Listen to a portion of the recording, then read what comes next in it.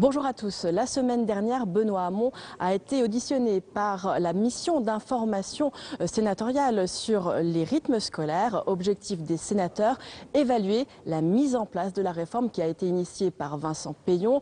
Le passage de la semaine de 4 jours et demi qui a déjà débuté dans 4000 communes en septembre 2013 et qui devra s'élargir à l'ensemble de la France en septembre 2014.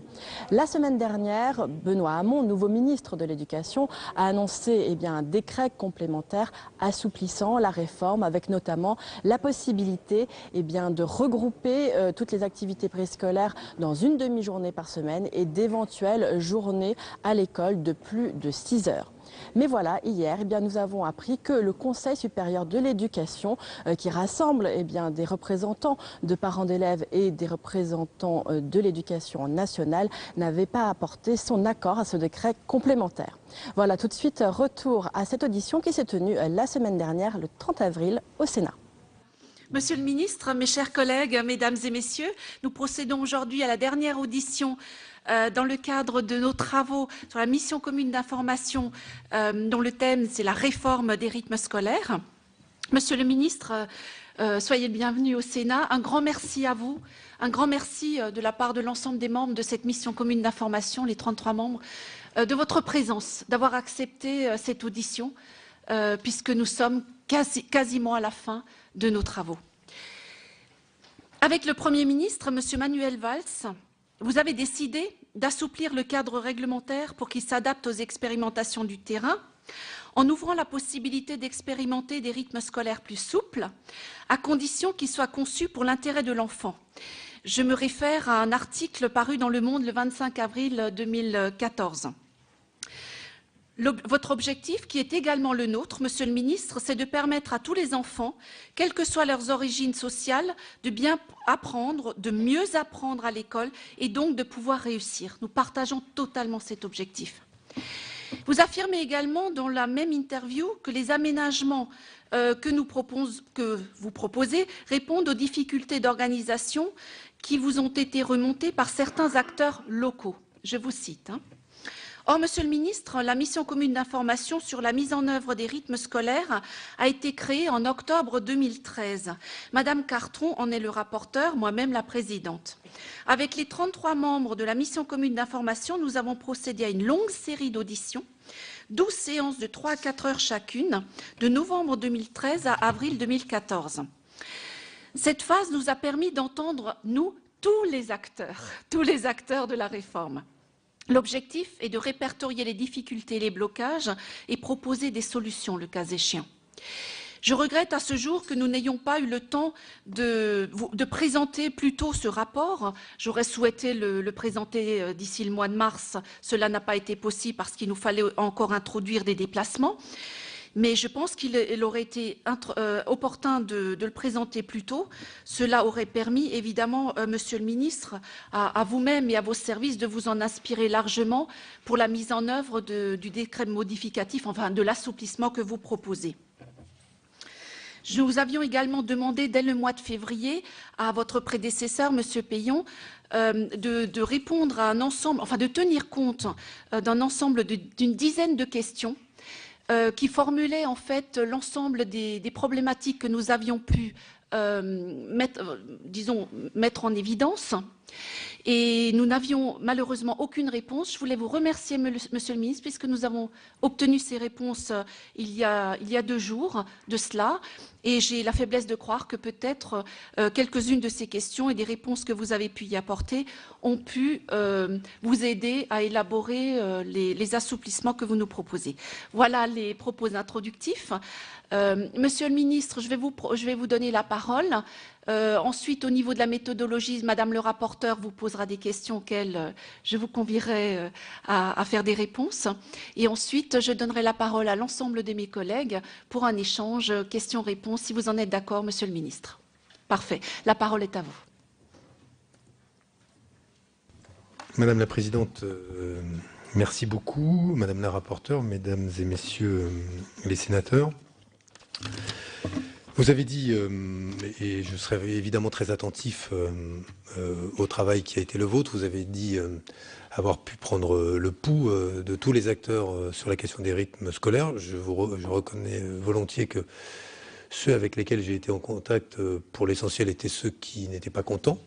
Et pour ce qui me concerne, j'ai davantage parlé, à mon initiative en particulier, à un certain nombre de maires, d'élus qui m'ont manifesté des difficultés, la plupart du temps, je le dis, de très bonne foi, des difficultés, des questions, des interrogations sur la portée des assouplissements que nous envisagions, la réalité du terrain qui était la leur, la mémoire des expérimentations qu'ils avaient pu mettre en œuvre avant la réforme d'Arcos, parce qu'il y en existait de nombreuses qui ont été rendues difficiles, voire impossibles par la réforme d'Arcos. Il y avait là des questions qui étaient des questions légitimes que j'ai voulu écouter. Je voudrais revenir cependant, et vous l'avez évoqué vous-même, au point qui fait consensus entre nous. C'est que l'école française, et notamment l'école primaire, ne remplit plus sa mission aussi bien que nous le souhaiterions tous en matière d'apprentissages fondamentaux, et cela se mesure à l'entrée en 6e par une dégradation des capacités qui sont celles de nos enfants à maîtriser les apprentissages fondamentaux en matière de calcul, en matière d'écrit, d'oral, de lecture.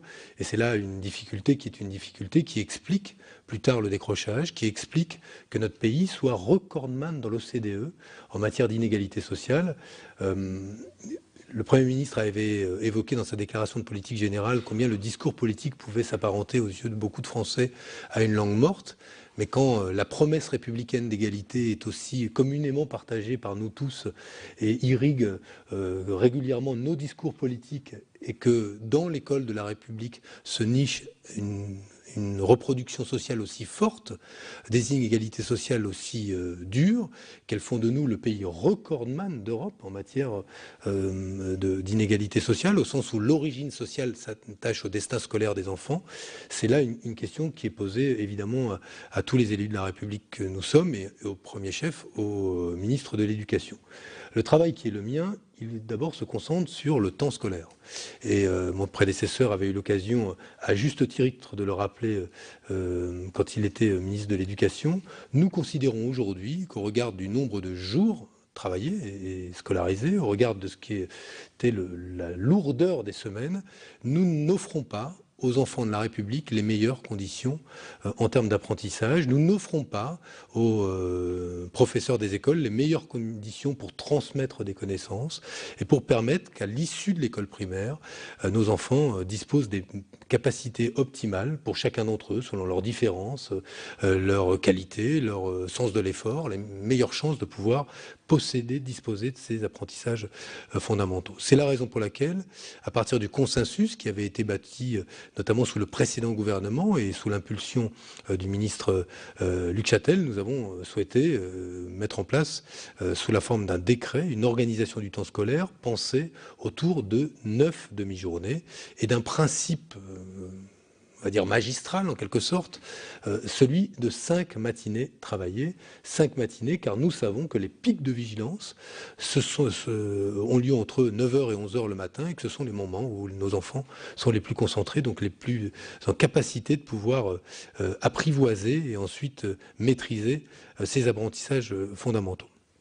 Autour de cela et de cette réforme qui s'est engagée, qui a connu une première année de mise en œuvre avec près de 4000 communes, 1 300 000 écoliers qui aujourd'hui sont au nouveau rythme scolaire, nous avons pu avoir là, non pas un théâtre d'expérimentation, parce que ce n'était pas l'objectif, mais une mesure aussi, une évaluation du bien fondé d'un certain nombre de nos choix. Moi, il ne m'appartient pas de dire, quand on me dit « ça ne se passe mal », si c'est légitime ou pas, si les arguments sont de bonne ou de mauvaise foi. Quand un professeur me dit « c'est pas bien », pas à moi de dire est-ce qu'il est de bonne foi ou pas. Quand un parent d'élève me dit « ça m'a bouleversé ma journée, vous ne vous rendez pas compte, monsieur le ministre », c'est pas à moi de dire si c'est bien fondé ou pas. Il m'appartient de tenir compte de la réalité et de ne pas être dans le déni. Et ce qui est intéressant, c'est qu'au-delà des résistances qui ont pu être exprimées par un certain nombre de professeurs, sur le fait que ce mercredi matin qu'il fallait travailler modifiait leur propre organisation de vie, l'articulation entre leur vie professionnelle et leur vie personnelle, sur la nouvelle organisation que cela supposait pour certains parents d'élèves. Eh bien, au-delà de ça, ce qui est intéressant dans cette première année, et qui se vérifiera, je l'espère, sur le temps long. La particularité de l'éducation, vous le savez bien, Madame la Présidente et Madame la Rapporteure, c'est qu'elle s'accommode assez mal de ce qu'est l'ère du temps, parce que l'ère du temps, c'est le court terme, et qu'il est très difficile en matière d'éducation d'avoir des résultats au mois le mois. Mais ce que nous disent les professeurs qui ont expérimenté la nouvelle organisation du temps scolaire, c'est que sans nier les difficultés pour eux-mêmes et l'embarras que cela a créé pour certains d'entre eux, ils reconnaissent, pour leur immense majorité, que l'impact sur les enfants, sur la concentration, et notamment la concentration des élèves qui ont le plus de difficultés au départ, l'impact est positif.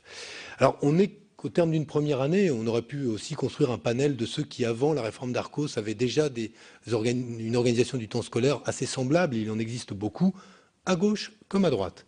Et moi, je me réjouis de voir que sur ces sujets-là, on entend, les prises de parole vont au-delà des réflexes partisans, comme on dit, mais on a là une première mesure qui est tout à fait positive de cette organisation du temps scolaire. Nous sommes maintenant dans la seconde phase, qui est celle de la généralisation. Qu'avons-nous voulu faire dans cette seconde phase? Tenir compte d'une situation qui est celle de communes qui n'ont ni la même taille, ni la même expérience en matière d'organisation du temps scolaire, ni les mêmes moyens parfois d'organiser les activités périscolaires, ni le même contexte. Une commune de montagne, ce n'est pas une commune du futur Grand Paris ou métropolitaine. Ou, je regarde quelques-uns d'entre vous, comme je connais des visages, je vais citer probablement des villes de vos territoires, mais on a là des différences qui sont des différences assez évidentes. Nous avons voulu faire en sorte que, sur la base du décret initial qui organise en quelque sorte le droit commun, les 9 demi-journées, nous puissions, dans un décret complémentaire, mettre en place des expérimentations qui soient plus adaptées à des réalités de terrain que nous avons croisées suffisamment régulièrement pour que le cadre réglementaire s'adapte à ces expérimentations et pas que ces expérimentations utiles s'effacent devant un cadre réglementaire jugé trop strict. Je m'explique. Il y avait, je prends l'exemple d'Épinal, où M. Heinrich, qui est maire d'Épinal, a une expérience considérable en matière d'organisation du temps scolaire, nous disait « Je veux aujourd'hui avoir une organisation qui poursuit à mes yeux le même objectif que vous, l'intérêt de l'enfant. Elle ne rentre pas tout à fait dans le cadre du décret initial. Peut-on, par un assouplissement qui est celui que nous allons permettre, notamment le fait d'alléger davantage la semaine, en faisant en sorte d'allonger les vacances scolaires, qui va être de réduire les vacances scolaires. Si j'allonge les vacances scolaires en réduisant la semaine, je vais être extrêmement populaire auprès d'un certain nombre de jeunes enfants. Je crains que je sois moins... Mais donc d'alléger la semaine, évidemment, en faisant en sorte que l'année scolaire, elle s'allonge et qu'on réduise les vacances scolaires. En permettant cela, nous avons là une forme nouvelle d'organisation du temps scolaire qui respecte toujours le principe qui est celui des 5 matinées successives, c'est-à-dire, selon tous les arguments scientifiques, ce que nous disent les chronobiologistes, la lutte contre la désynchronisation qui est la plus fatale aux apprentissages fondamentaux sur lesquels tous les experts aujourd'hui s'entendent. Le deuxième assouplissement, c'est la possibilité... Et là, ça parle notamment à des maires de villes de taille moyenne ou de petites villes, notamment dans des intercommunalités où on a besoin de l'intercommunalité pour mutualiser les moyens. C'est la possibilité de rassembler l'ensemble du temps périscolaire. Donc je rappelle qu'il est facultatif. Mais de le rassembler sur une même demi-journée, non pas un matin, mais une après-midi, de façon à là permettre que des intervenants, qui peuvent être les mêmes sur une intercommunalité, puissent le mardi aller sur la commune X, le jeudi sur la commune Y et le lundi sur la commune Z, le cas échéant, le vendredi sur la commune A. Bref, l'objectif est là d'alléger les coûts des activités périscolaires par la mutualisation. Cet assouplissement qui est dans le décret nouveau, évidemment, répond d'ores et déjà à des situations extrêmement nombreuses. Voilà ce qu'il y a aujourd'hui principalement dans le décret. Une disposition ne figure pas dans le décret parce que cela ne se justifiait pas, mais dans la circulaire qui accompagne ce texte et qui n'est qu'un projet soumis en comité technique et au CSE la semaine prochaine. J'ai voulu que l'on prenne compte, qu'on prenne en compte, plus précisément la situation des écoles maternelles, où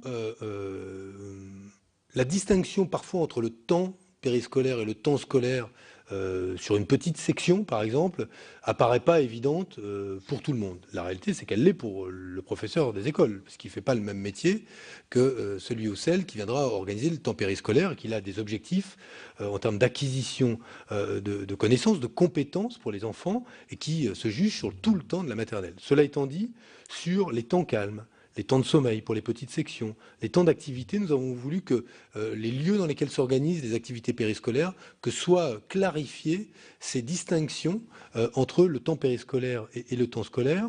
Et je veux dire tout de suite, peut-être que j'anticipe sur une question, mais on m'a posé la question, et puis je pense que je vais vous inviter à m'en poser après, mais je vais répondre au moins à celle-là par anticipation.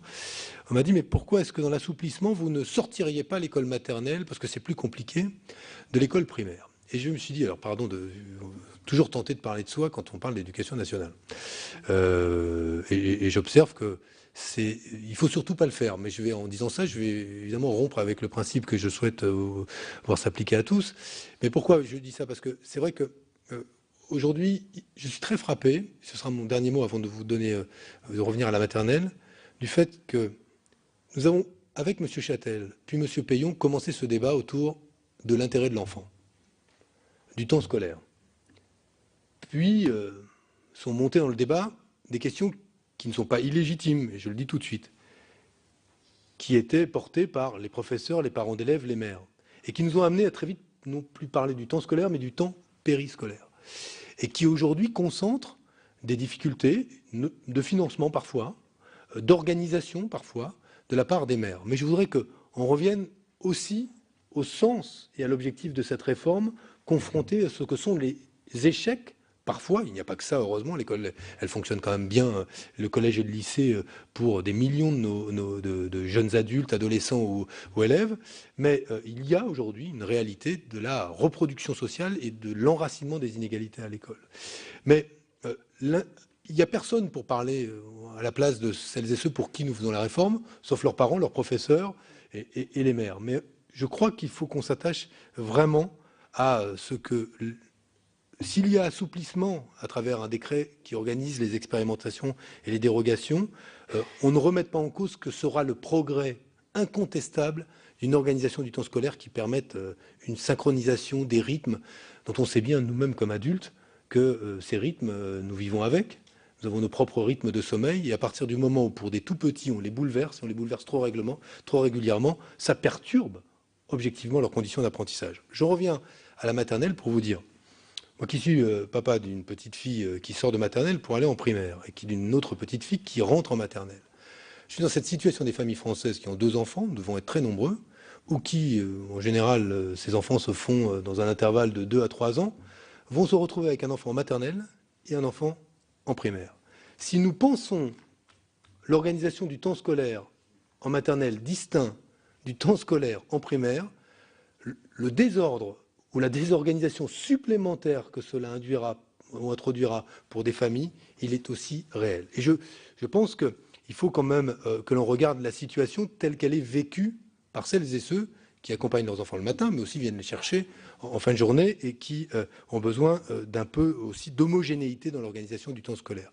Ce qui ne m'amène pas à dire, et je le précise, que la maternelle, c'est forcément pareil que le primaire. Je pense que nous devons tenir compte d'un certain nombre de spécificités.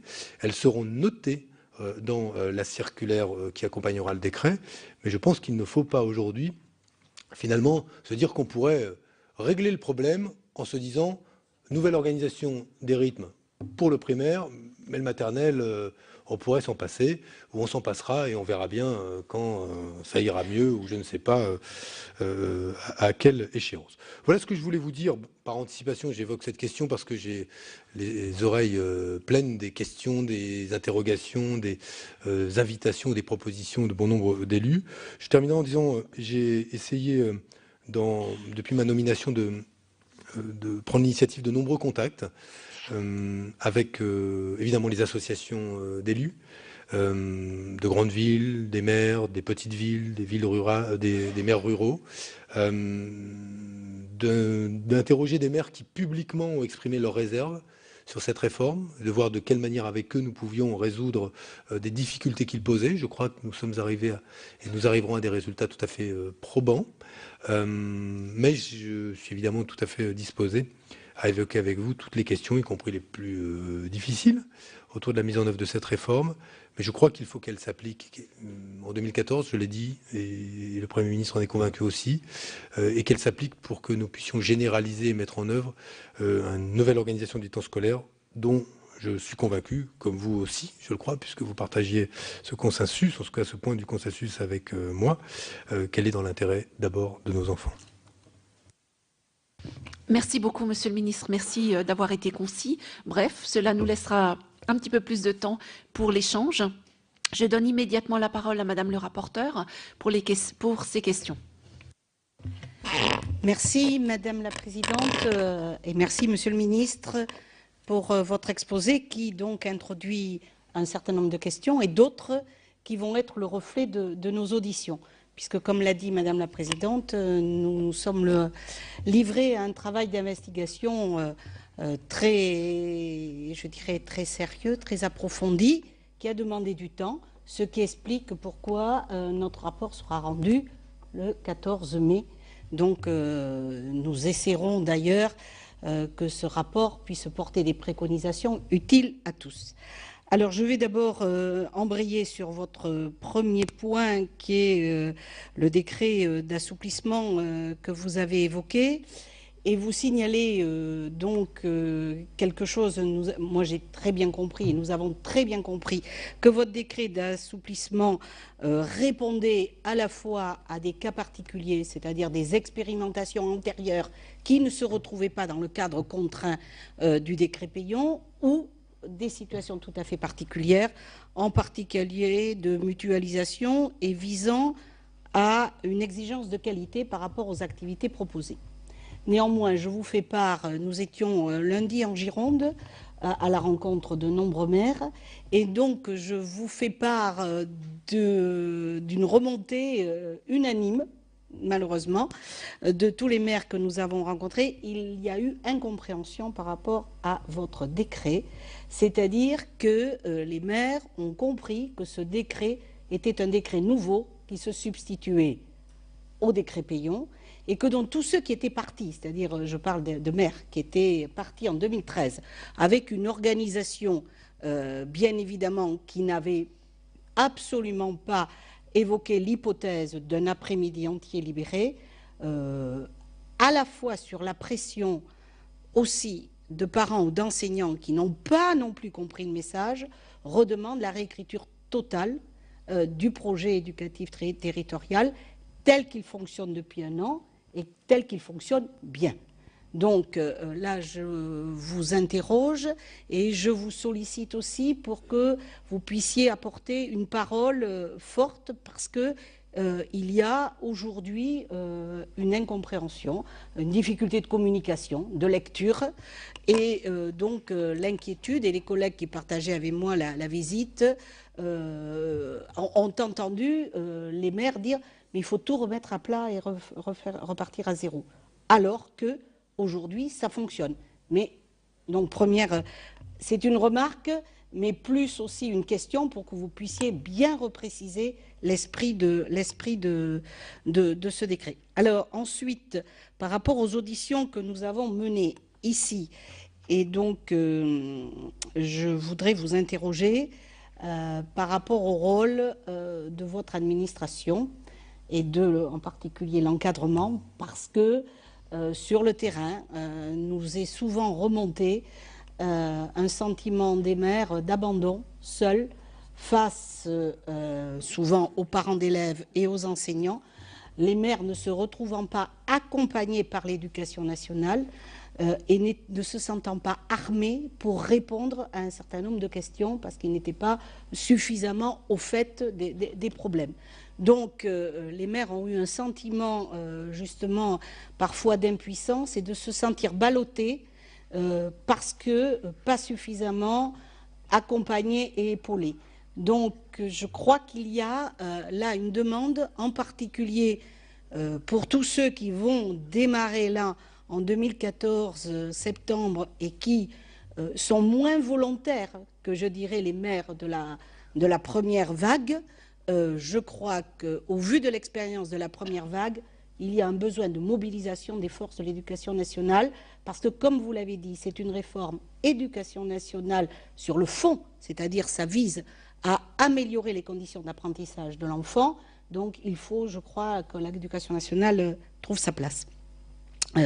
Le troisième point qui est dans le même temps, par rapport à l'éducation nationale, elle a un rôle d'accompagnateur, elle a un rôle aussi de rassurer les maires, parce que les maires, sous des pressions diverses et variées, et puis les maires ont aussi l'habitude de vouloir faire bien les choses, ils ont eu l'impression que la barre était très haute, et on n'a pas su les rassurer, de leur dire que c'était un projet en construction et en élaboration, et que la première mouture et la première mise en place ne devaient pas viser la perfection à tout prix. Donc là encore, être rassurés par rapport aux critiques qu'ils ont pu vivre après de la part de parents ou de la part d'enseignants, et être accompagnés dans cette expression que c'est un projet qui va se construire sur les 3 ans, qui va s'amender, qui va s'enrichir, mais qu'on n'est pas obligé, et puis c'est valable je crois pour tout dans l'éducation nationale, ou pour une situation d'élève, on n'est pas obligé d'être dans la perfection dès la première mouture du travail rendu, à condition qu'on soit dans l'esprit et dans la volonté. Ça, c'est aussi un point qui nous est beaucoup remonté. Alors ensuite, bien évidemment, il y a les problèmes des taux d'encadrement. Et là, on touche, c'est pas vraiment l'éducation nationale, mais là, nous avons jeunesse et sport. Et nous avons là une grande confusion par rapport à la reconnaissance de la qualification des intervenants et par rapport au taux d'encadrement. Je précise, par rapport à la qualification des intervenants, aujourd'hui, il y a une nomenclature qui, en fait, valide personnel qualifié s'il possède le BAFA. Or, de nombreux maires ont fait appel dans l'organisation d'étapes à des intervenants extérieurs qui ont des compétences éminemment reconnues. Nous avons eu des cas, nous sommes allés sur le terrain, une ancienne institutrice qui a fait un diplôme d'herboristerie et qui fait un atelier autour des plantes et de la nature, qui est considérée comme non qualifiée parce qu'elle n'a pas le BAFA. Ce qui après déclenche en chaîne un non-accompagnement financier de la CAF. Et là, des exemples, les professeurs par exemple d'école de musique qui interviennent dans le cadre d'étapes sont considérés comme non qualifiés parce qu'ils n'ont pas le BAFA. Donc il y a là une incompréhension. Bien sûr, la CAF accepte un taux de 50% de non qualifiés, mais par rapport aux maires, ils sont mis en difficulté par rapport à la présentation de leur projet à la population, parce que ce qui apparaît, c'est qu'ils travaillent avec 50% de non qualifiés. Donc ça affaiblit la qualité de leur projet. Donc là, nous avons, je crois, il y a un travail à faire pour élargir cette nomenclature de qualification qui rebondit en chaîne sur, après, l'octroi et le financement des financements de la CAF. Alors, nous en venons à la CAF. Là, je suis obligée de vous dire que le constat est unanime. Voilà, la présidente dit c'est catastrophique. C'est limite catastrophique. C'est-à-dire que le constat aujourd'hui, de ce que nous avons entendu, c'est que, de manière, la totalité des maires ruraux ont renoncé à constituer le dossier. Parce que le choc de simplification n'est pas arrivé jusqu'à la CAF. Voilà. Donc là, nous sommes, je vous donne l'exemple concret, dans une ville moyenne. Pardon ? Oui, même des grandes villes, Arras, Nevers, ont renoncé. On n'est même pas dans les petites villes rurales. Dans une ville là, de taille moyenne, donc je vais parler de mon département, Libourne, où il y a 17 écoles, il faut faire 17 dossiers, un par école. Voilà. Ensuite, il faut tenir une comptabilité journalière de la présence des enfants au TAP. Donc cela mobilise des personnels municipaux pour arriver à constituer un dossier devant lequel les maires renoncent, sauf dans des grandes mairies avec une organisation compétente. Or, derrière, c'est 54 € quand même qui tombent et ce n'est pas neutre par rapport à l'accompagnement financier. Donc, je ne vous cache pas que nous avons auditionné par 2 fois la CAF pour essayer de bien comprendre. Nous avions sans doute une capacité d'attention limitée parce que nous aurions peut-être besoin d'une 3e séance, mais je crois que nous préférons solliciter... C'était peut-être un problème de rythme, peut-être. Mais du coup, Monsieur le ministre, nous sollicitons votre aide. Parce que là, il y a un vrai souci, il y a une vraie difficulté qui nous amène donc, bien évidemment, je crois, au 3e problème auquel les maires sont confrontés, c'est bien sûr le financement et cette grande incertitude. Parce qu'aujourd'hui, par exemple, je redis aussi, les maires nous disent on a besoin d'être accompagnés, mais ils ont besoin aussi d'une perspective. Or, aujourd'hui, et là je reprends l'exemple concret d'hier, la CAF à Libourne a dit « moi je ne peux rien dire parce que comme le ministre a changé le décret, on ne sait plus ce qu'on doit faire ».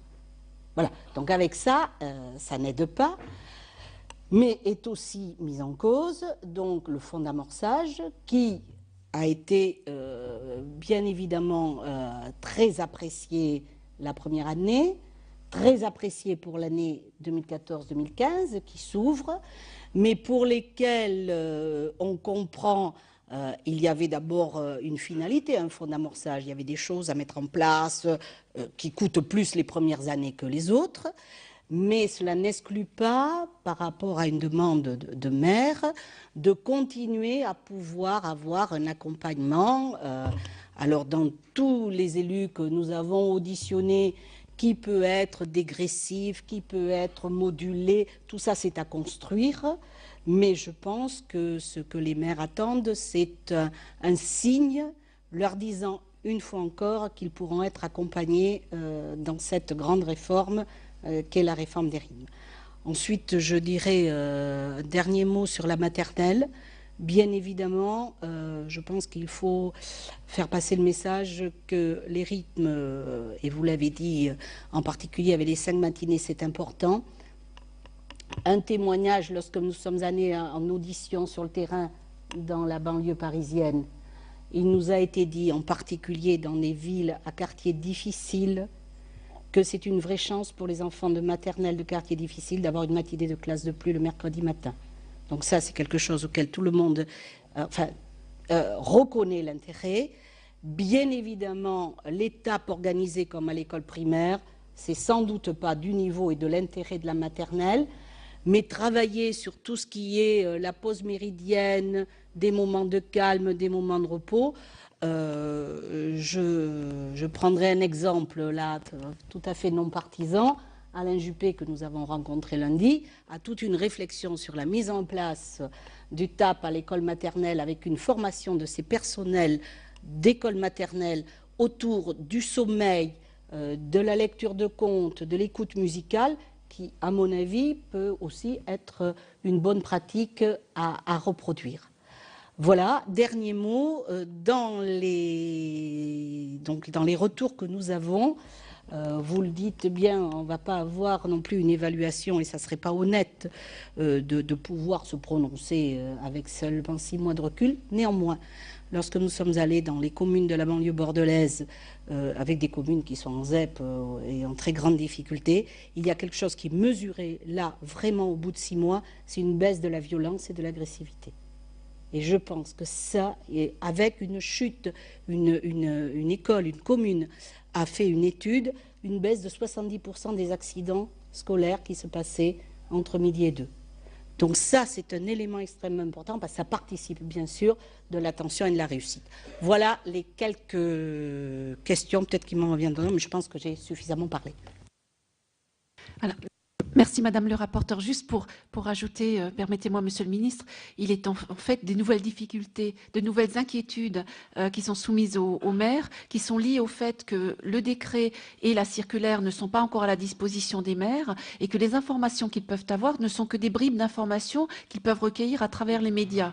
Et en plus de cela, il y a une pression supplémentaire qui est celle de dire, et ça vous allez nous le confirmer ou non, que tout doit être bouclé pour le 6 juin prochain. Donc on a un décret qui n'est pas finalisé ni une circulaire finalisée et le 6 juin prochain, les maires doivent déposer leur nouveau dossier. Donc ça fait des inquiétudes supplémentaires et beaucoup d'interrogations. Monsieur le ministre. Alors je vais essayer de répondre. Je vais commencer par cela. Ça fait quoi, 15 jours que je suis ministre, 3 semaines. Non mais c'était un dossier qui était de toute façon pendant.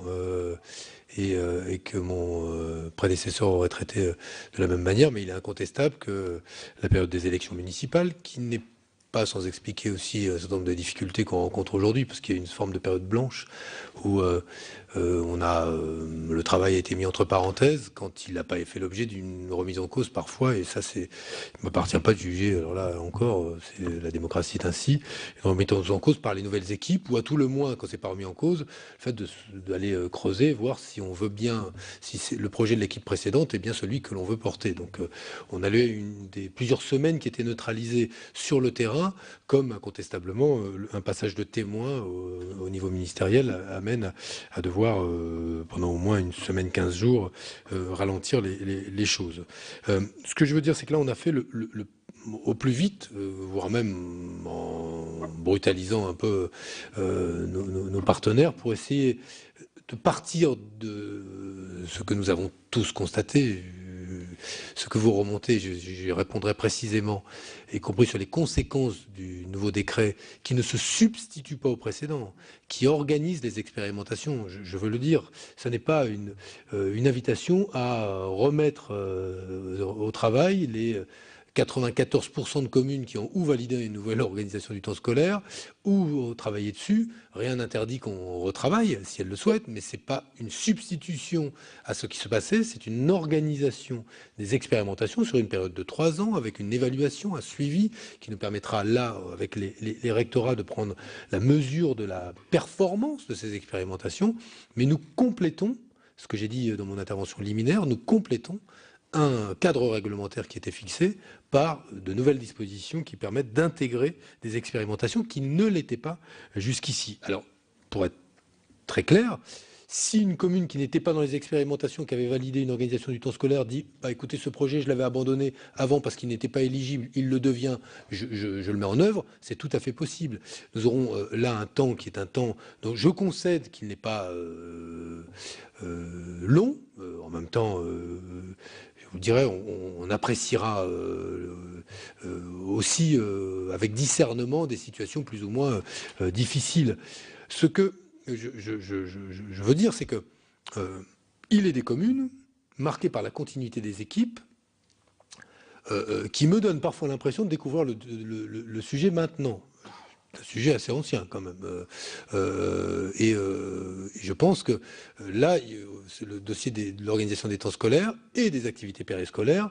Et il n'est pas arrivé à l'ordre du jour des équipes municipales il y a 15 jours. Ce travail-là, il a été effectué la plupart du temps par les adjoints délégués à ces questions de vie scolaire, d'éducation depuis longtemps, préparé avec les services, imaginé, concerté dans le cadre de la préparation d'un PEDT avec tous les acteurs locaux qui concourent aujourd'hui à une mission éducative pour les enfants. Donc il y a souvent du travail. Et c'est là où, moi, il m'appartient aussi comme ministre de faire preuve de discernement entre ce qui relève, ce que je disais, d'une difficulté réelle ou d'un combat politique, et qui n'est pas moins respectable que la difficulté réelle. Sauf que moi, il ne m'appartient pas, si c'est un combat politique, et qui se manifeste par un désaccord sur le fait qu'il faille travailler 5 matinées de suite.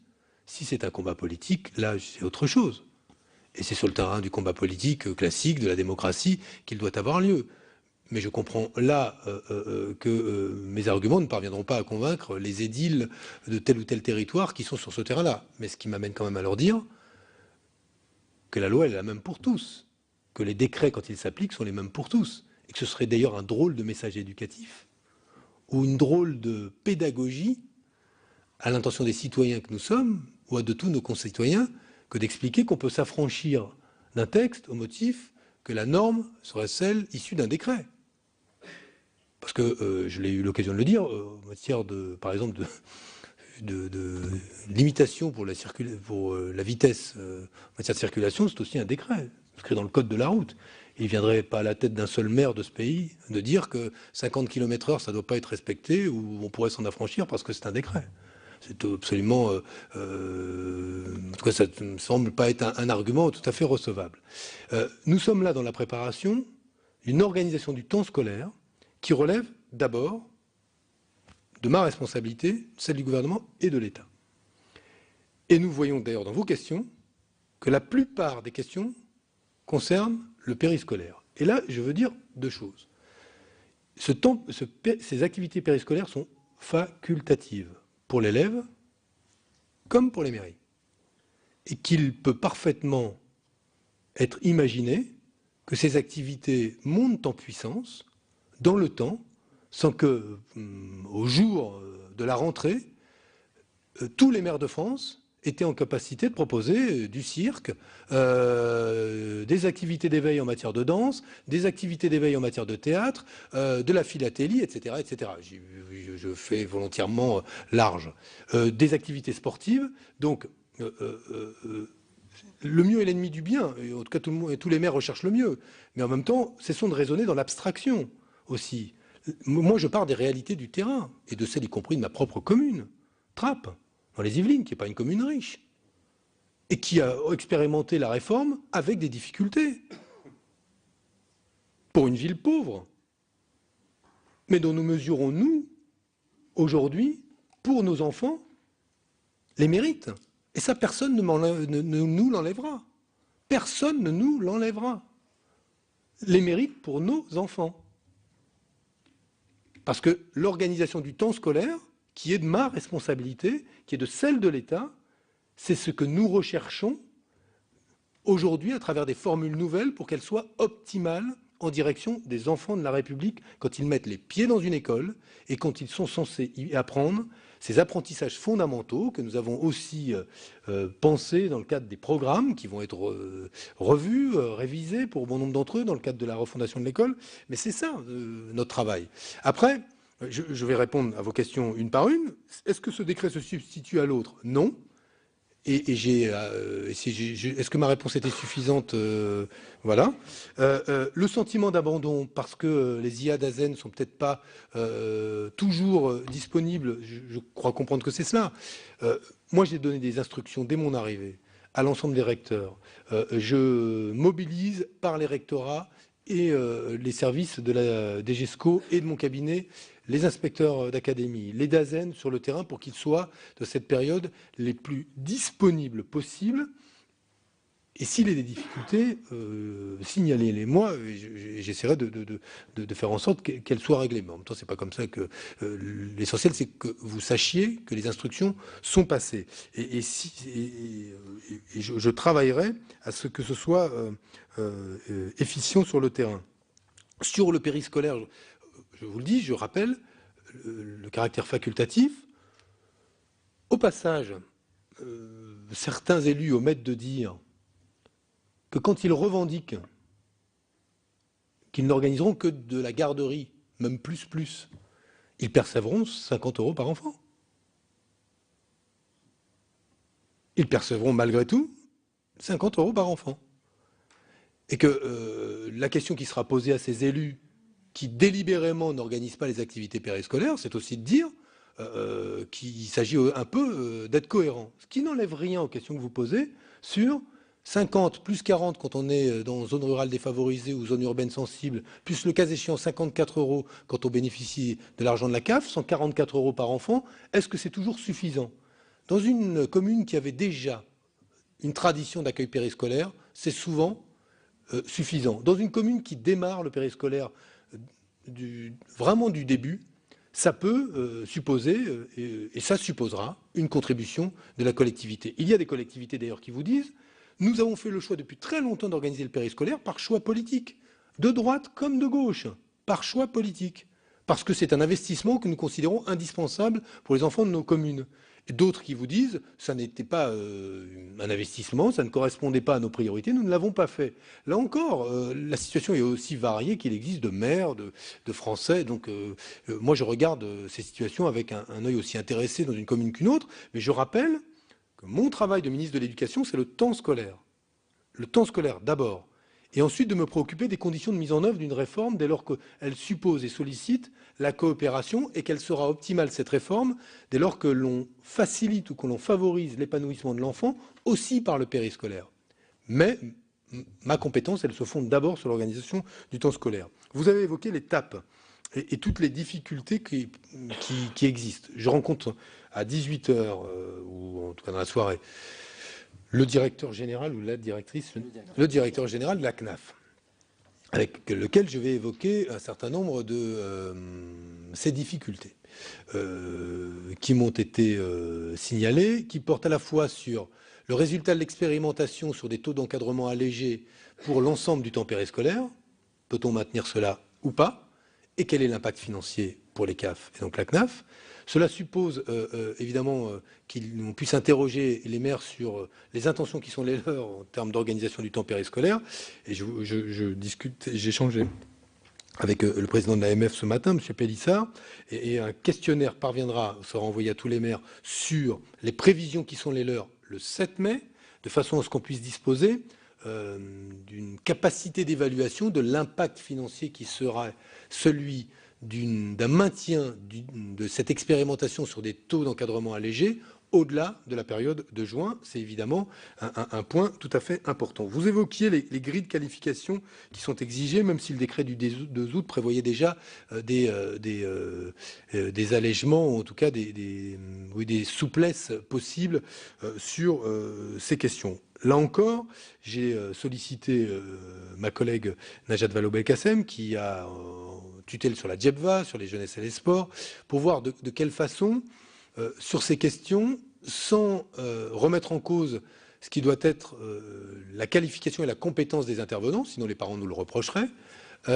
et la sécurité qui entoure les activités, parce que si on a des intervenants qui n'ont aucune notion des sécurités élémentaires dont ils doivent entourer les activités périscolaires, les maires seront mis en cause, et vous-même et nous-mêmes d'avoir autorisé cela.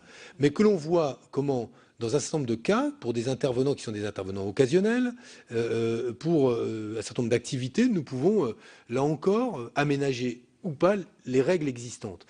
Là encore, je suis prudent parce que je vois bien, c'est toujours pareil, dans tel cas particulier, on dira c'est quand même invraisemblable que vous ayez refusé la possibilité pour tel professeur de musique, tel ancienne herboriste diplômée, remarquable, de pouvoir intervenir au motif qu'elle n'a pas le BAFA.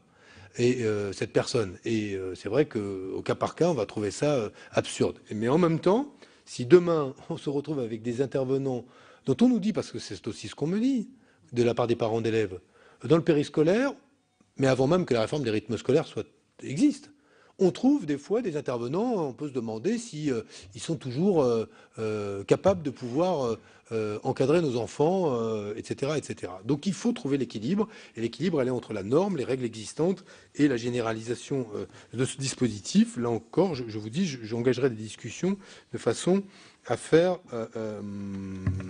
permettre cela. Je termine. Bon, la CNAF, j'ai essayé d'y répondre, et les CAF. C'est effectivement dans le cadre d'un accueil loisir sans hébergement qui est validé comme tel, il y a des règles qui enclenchent une dépense pour la CNAF, qui a elle-même aussi un environnement en termes de dépenses publiques qui est contraint. Je veux le dire, c'est pas, on est quand même dans un contexte qui est un contexte que vous n'ignorez pas, puisque je crois que sur la plupart des bancs, j'ai bien dit la plupart, que je ne me fâche avec personne, il y a les débats où on ne demande pas de réduire la dépense publique, ça ne m'échappe pas, mais sur la plupart des bancs, on demande la réduction de la dépense publique. Et en même temps, on veut que l'école soit meilleure, on veut que les services publics soient plus efficaces, et on a tous des solutions. En l'occurrence, ce gouvernement en défend, et les met sur la table. Et je vois bien, et soyons honnêtes, que la concomitance entre le plan de 50 milliards d'euros et la contribution qui est demandée aux collectivités locales vient un moment où certains maires disent, bah, écoutez, à ce moment-là, si on nous demande d'être mis à contribution, la réforme des rythmes scolaires, c'est plus difficile.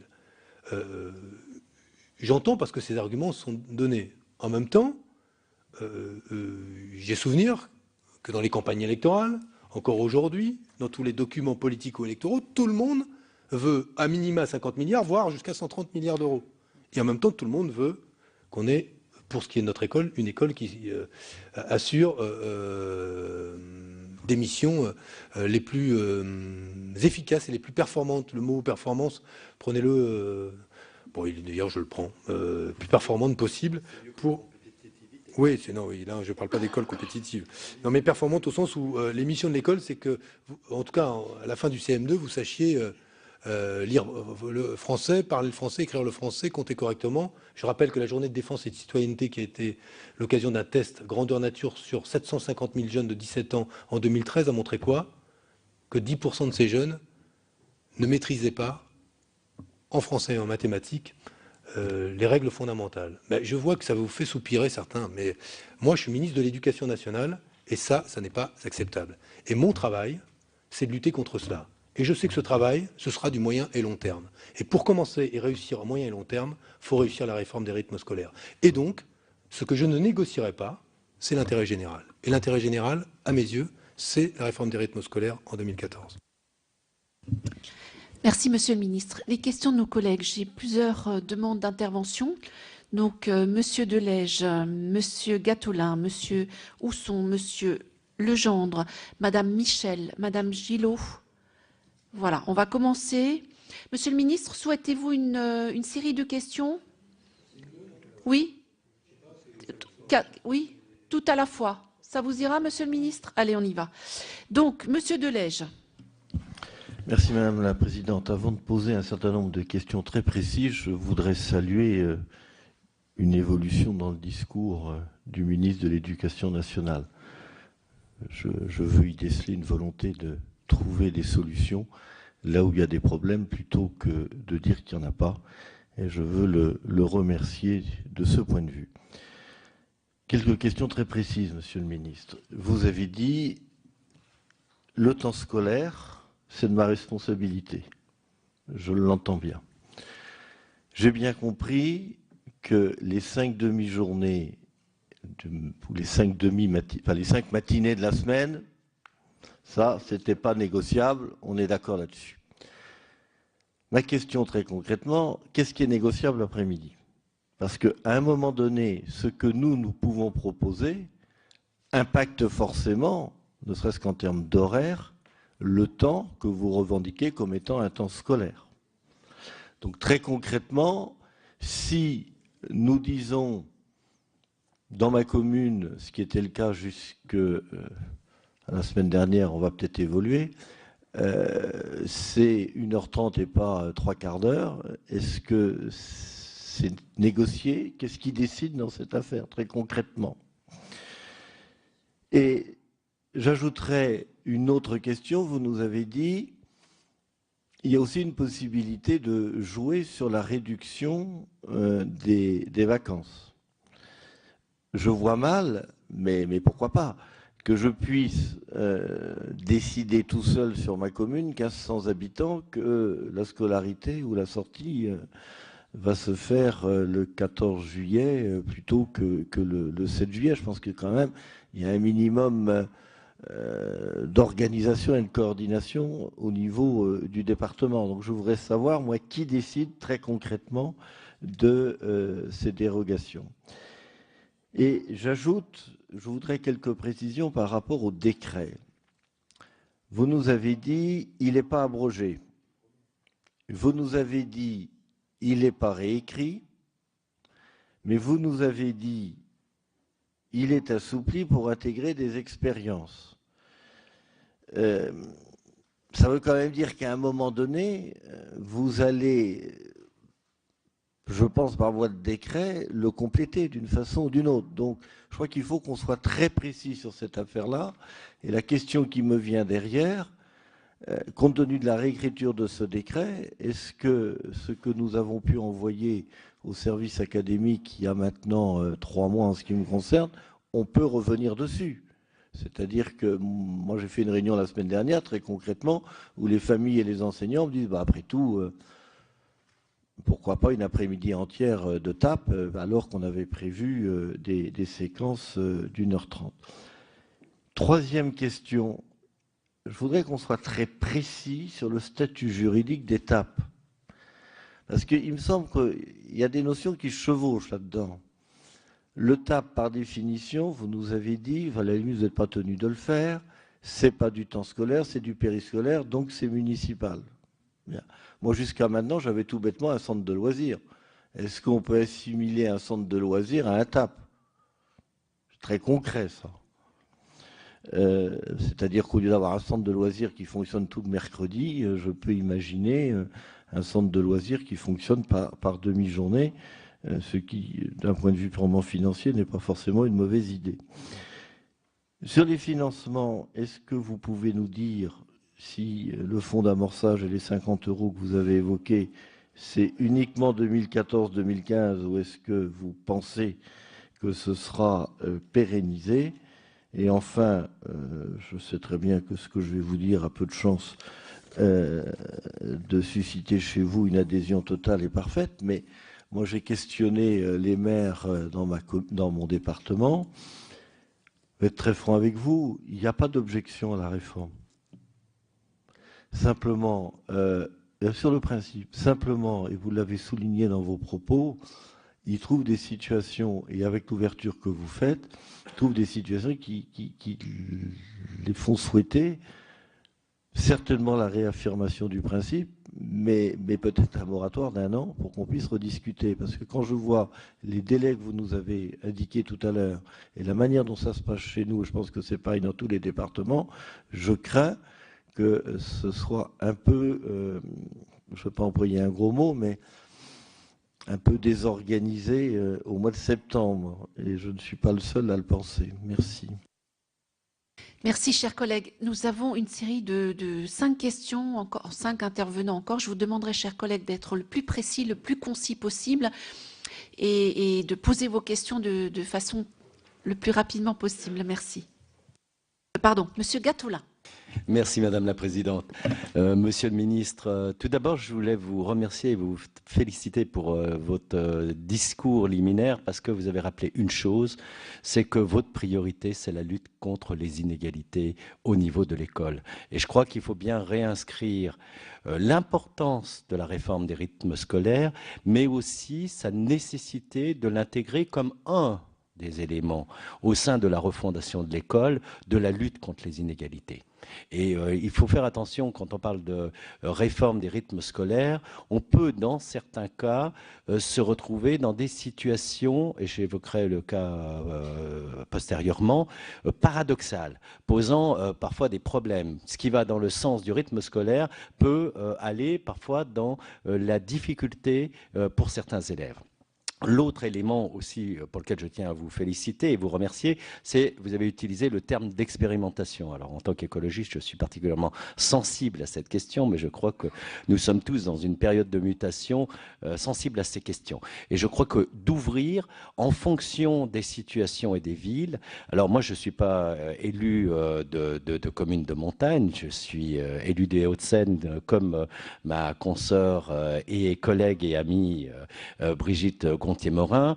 Nous avons été saisis effectivement d'un cas assez particulier qui est celui de la ville de Gennevilliers, une ville particulièrement sensible en termes de population. C'est une ville riche parce qu'elle a des activités, elle a des grandes entreprises, mais elle a une population très pauvre. Et c'est vrai qu'il y a un effort qui est fait, qui est énorme de la part de la municipalité. C'est 3 000 € par an pour les enfants dans la classe d'âge qui sont consacrés par la municipalité. Donc aujourd'hui, des activités existent, mais il faut un assouplissement. Vous avez parlé du problème des équipes, mais il y a aussi celle des équipements.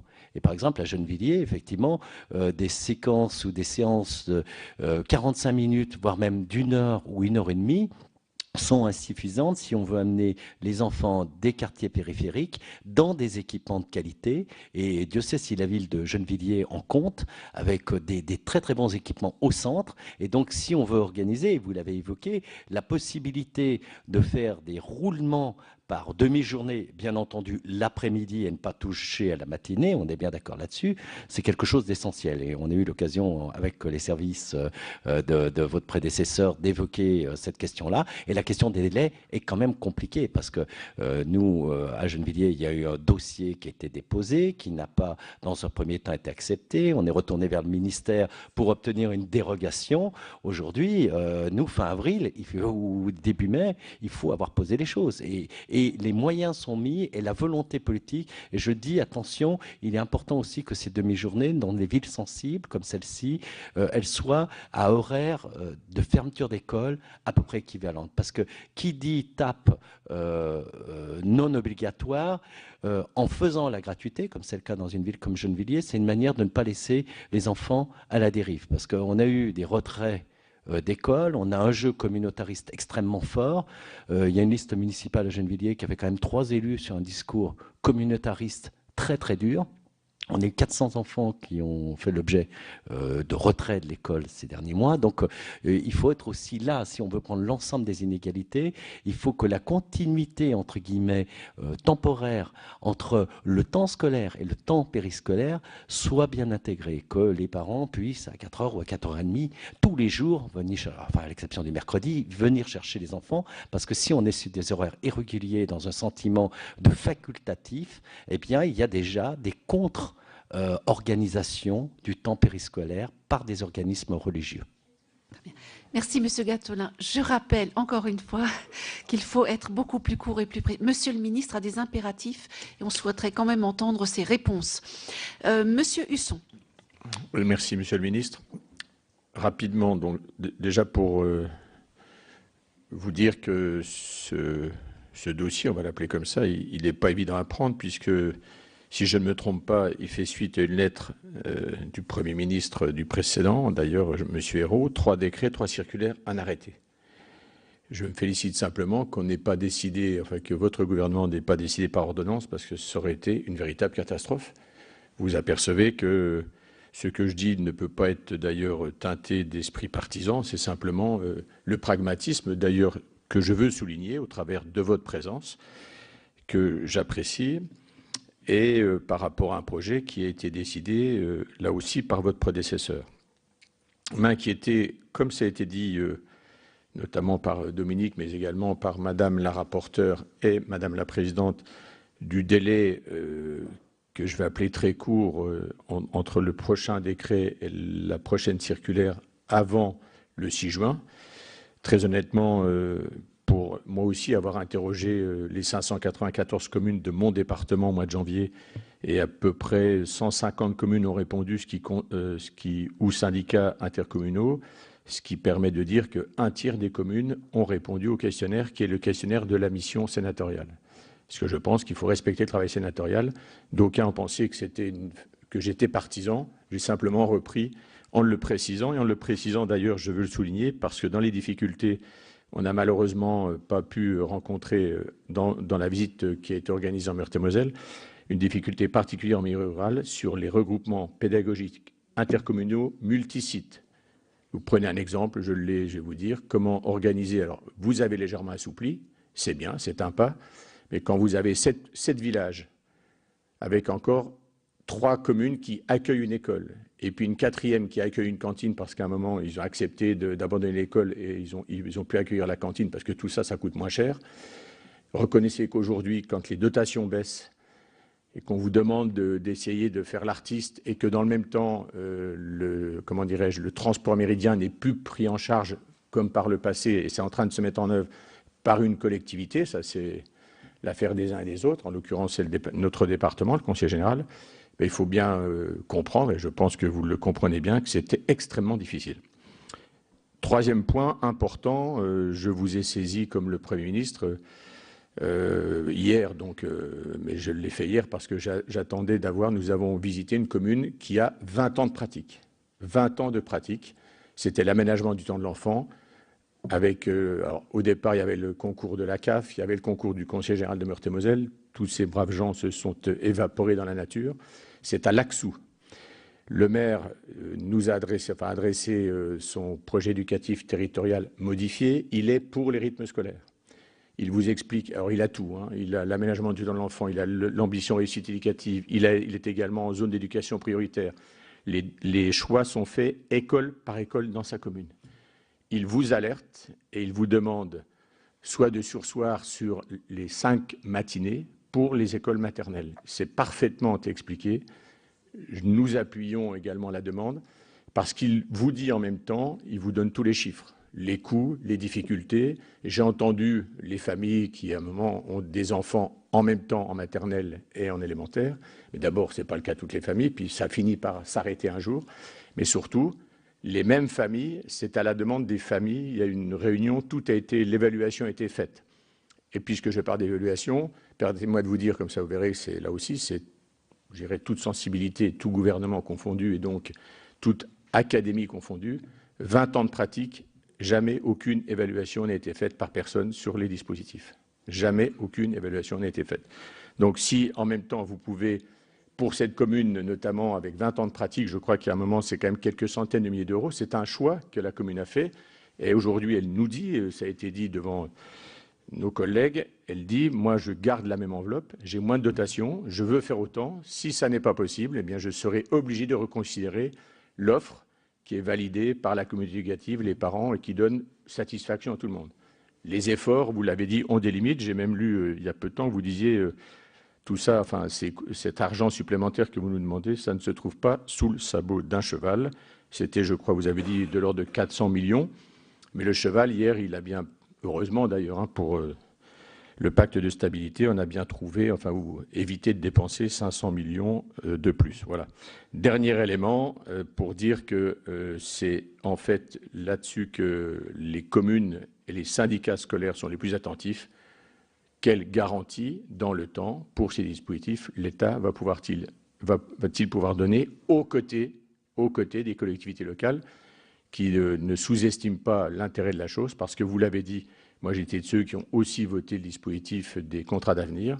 Je crois que la réussite de ceux ou de celles qui ont à un moment des difficultés lorsqu'ils sont jeunes, elle concerne tout le monde. Donc oui pour le pari de la réussite, mais également, tout ça, ça a un coût et les coûts doivent être partagés durablement. Merci, Monsieur Husson. En effet, Monsieur le Ministre, nous vous invitons avec Madame le rapporteur à prendre toute la mesure de ce qui est mis en œuvre à l'AXOU depuis 20 ans. Eux, ils mettent 2 heures de tape par jour depuis une vingtaine d'années. Mais il y a ces difficultés de la maternelle et du CP, mais je crois qu'il serait bon, Monsieur le Ministre, que vous penchiez sur cette expérimentation de 20 ans. Ensuite, Monsieur Legendre. Merci Madame la Présidente. Madame la Présidente, Monsieur le Ministre, je suis heureux moi aussi de voir que vous venez très vite après votre prise de fonction rencontrer notre mission d'information.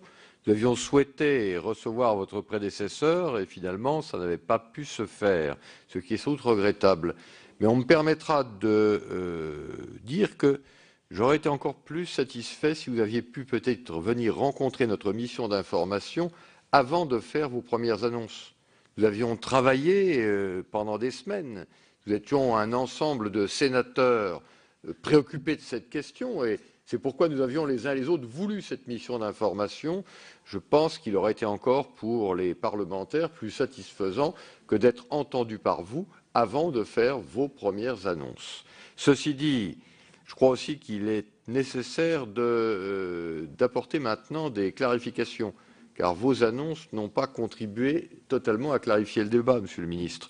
Je vois dans le journal de ma région, La Voix du Nord pour ne pas la nommer, une déclaration très inquiète d'une grande chronobiologiste qu'on connaît ici, Claire Lecomte, qui explique « Je suis stupéfaite par cette annonce, votre annonce. Cela fait 17 ans à Lille, plus longtemps dans d'autres villes, que les matinées de travail étaient de 4 heures. Car c'est le moment où les enfants sont les plus concentrés. Je ne comprends pas pourquoi ce ne sera plus possible. Les enseignants vont devoir revoir leurs copies alors que leur projet éducatif fonctionne depuis des années. » Donc vous voyez qu'il y a des inquiétudes sur ce point-là également. Et puis, je vois les questions qui me sont posées spontanément par des maires. Moi aussi, j'avais envoyé le questionnaire de notre mission d'information à tous les maires du département et j'ai reçu de très nombreuses réponses qui montraient leur préoccupation Et là, j'ai reçu encore aujourd'hui, en leur disant que j'allais vous rencontrer, quelques souhaits de questions. La première qui revient, elle porte sur votre volonté de réformer les rythmes scolaires dans le cadre de l'annualité. C'est bien de revoir la semaine, mais il y avait un problème de réforme nécessaire des rythmes scolaires sur l'année. Monsieur le ministre, la question qui m'est posée par les enseignants d'une commune qui s'appelle Esther, dans le Nord, une petite ville, dans laquelle on est mobilisé là aussi pour le rythme scolaire. Ce n'est pas des adversaires, c'est des gens qui posent des questions. Est-ce qu'il y a une réelle volonté d'engager une réflexion autour de ce projet de réforme du calendrier annuel et de la faire aboutir? Deuxième question, elle est récurrente. Quelle garantie l'État assure-t-il aux collectivités locales pour pérenniser l'aide si le fonds d'amorçage reconduit pour 2014-2015 se tarit? J'entends bien que vous avez appelé ou rappelé tout à l'heure que nous devons tous lutter contre les dépenses.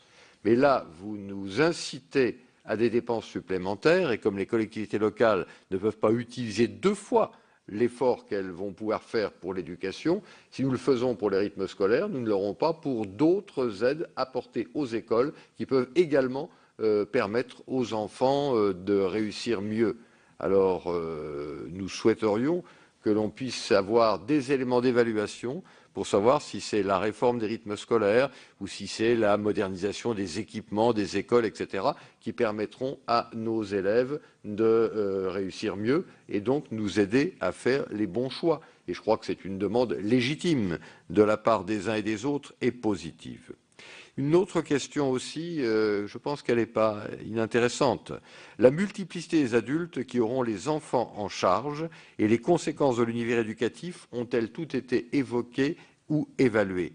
Personnel de garderie, de restauration scolaire qui s'ajoutent déjà aux enseignants et aux intervenants scolaires, le morcellement du temps de l'enfant et la perte de ses repères risquent d'être des facteurs négatifs dans son développement et ses acquisitions. Voilà une question qui m'est posée, pour laquelle j'aimerais avoir également votre sentiment. Merci, Monsieur Legendre. Monsieur le ministre, pour une information complète, notre mission commune d'information avait décidé d'élaborer un questionnaire assez simple qui a été transmis à l'ensemble des sénateurs et nous avons quand même 60 questionnaires qui nous ont été, qui nous sont parvenus. Nous en avons fait une synthèse qui va être donc publiée dans notre rapport. Madame Michel.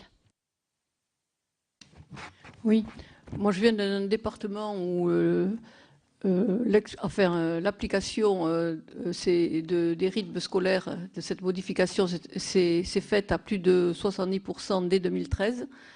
Ça a posé des problèmes de mise en place comme partout, mais considéré comme une expérimentation, pas plus qu'ailleurs. Il y avait une volonté d'appliquer cette réforme et elle s'applique bien. Ma question ne concerne pas les Landes, mais ma lecture avec Madame la rapporteure juste avant cette réunion, nous avons lu la Marseillaise et nous avons vu que Jean-Claude Gaudin, à l'issue du conseil municipal hier, a conclu en disant qu'il n'appliquerait pas les rythmes tant qu'ils ne seraient pas payés par l'État. Donc moi, ma question, c'est comment faire, enfin, qu'est-ce qu'on peut envisager pour éviter que cette décision, ce refus d'application ne fasse école? Merci beaucoup, Madame Michel. Madame Gillot.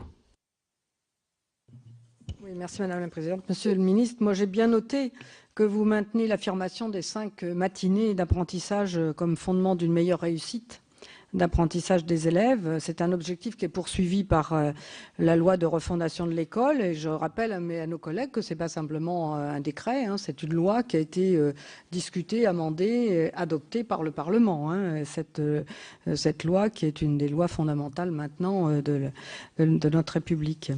Donc, alors il y a eu plusieurs questions sur la compréhension de votre assouplissement, donc je n'y reviendrai pas. Simplement, je voudrais vous demander, pensez-vous que donner la possibilité de regrouper les activités périscolaires en une seule demi-journée, donc un après-midi, respecte le principe de la refondation d'école qui visait l'allègement de la journée de classe des enfants en permettant la découverte éventuelle d'activités culturelles, sportives, éducatives, ludiques, propices à l'éveil des enfants dans un temps de l'enfant qui se trouve à l'école. Et je rejoins les constats et les propositions de mon collègue Gattolin.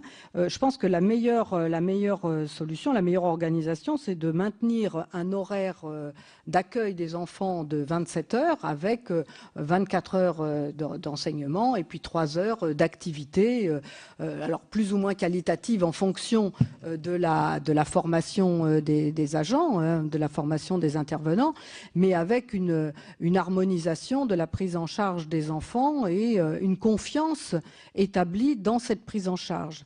Parce que moi, je voudrais quand même rappeler qu'il y a quelque temps, les parents se satisfaisaient, étaient très heureux que leurs enfants découvrent un après-midi l'activité à la ferme d'à côté, chez le boulanger, voilà. Et à ce moment-là, personne ne se posait la question de savoir si le boulanger, la fermière avait le BAFA, avait les compétences, enfin tout ça. Bon, les enfants étaient sous la responsabilité de leur enseignant, mais dans les activités périscolaires, ils sont sous la responsabilité d'un responsable de l'éducation communale qui a toute compétence pour assumer cette responsabilité sous l'autorité du maire. Donc je vois bien qu'aujourd'hui, les maires sont très, très anxieux à l'idée d'avoir une responsabilité particulière dans l'organisation de ces temps nouveaux, mais quand on organise des centres de loisirs, quand on organise des camps de vacances, on a déjà cette responsabilité-là. Et je pense qu'il ne faut pas complexifier au maximum un cadre qui mérite d'être souple dans l'intérêt des enfants et de faire en sorte que l'école soit le lieu bienveillant d'accueil des enfants pendant un temps où, un moment, ils sont sous la responsabilité de l'éducation nationale, un moment, ils sont sous la responsabilité du maire, et il y a des lieux de discussion et de cohérence de ces partenariats qui font que la responsabilité peut être précisée.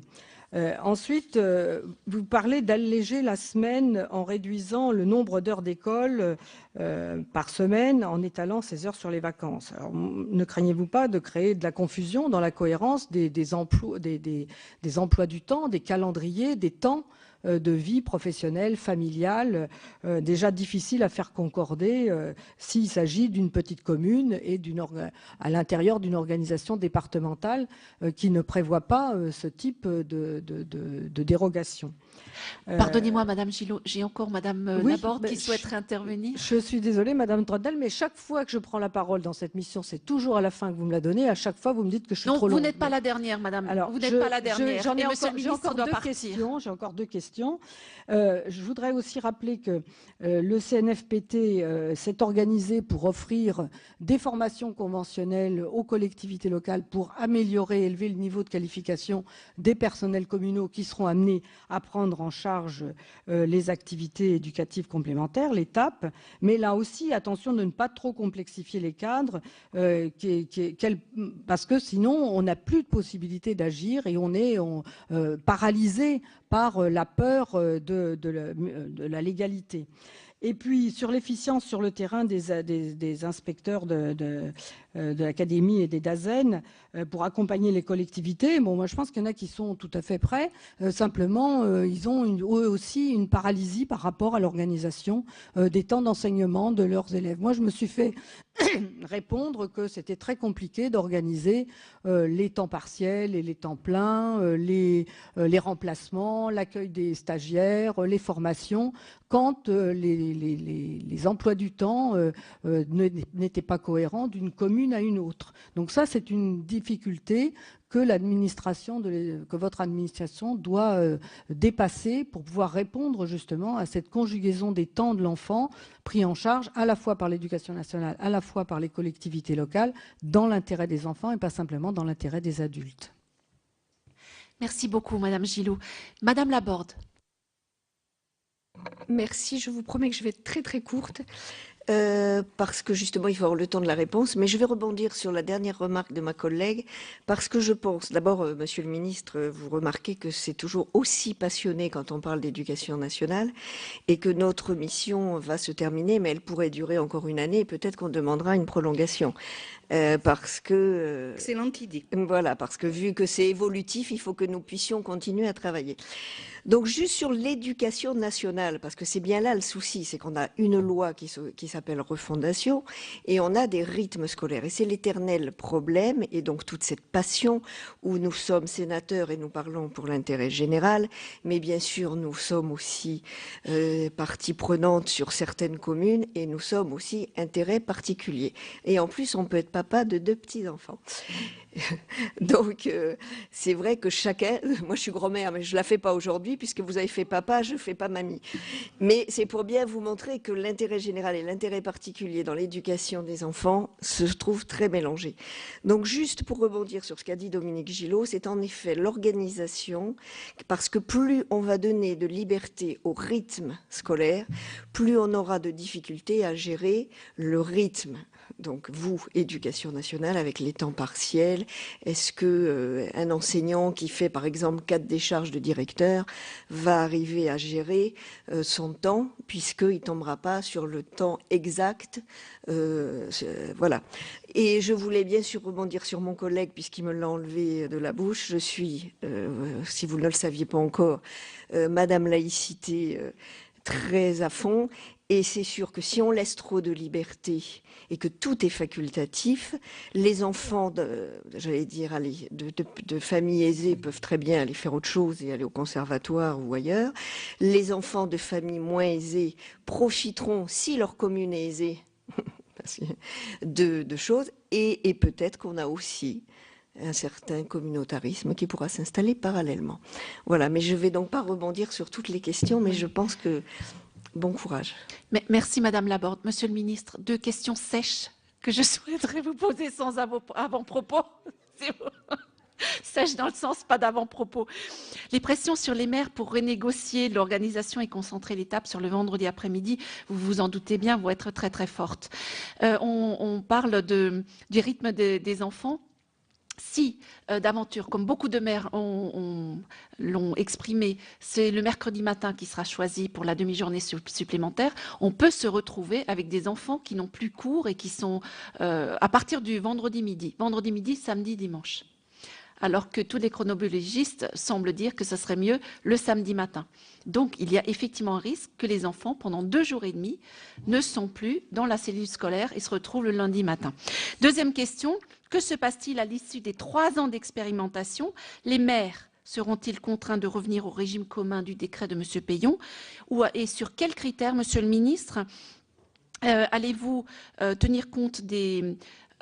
sur quels critères et en tenant compte de quelles contraintes allez-vous procéder à l'évaluation des organisations expérimentales que vous apprêtez à autoriser? Voilà, c'était un peu...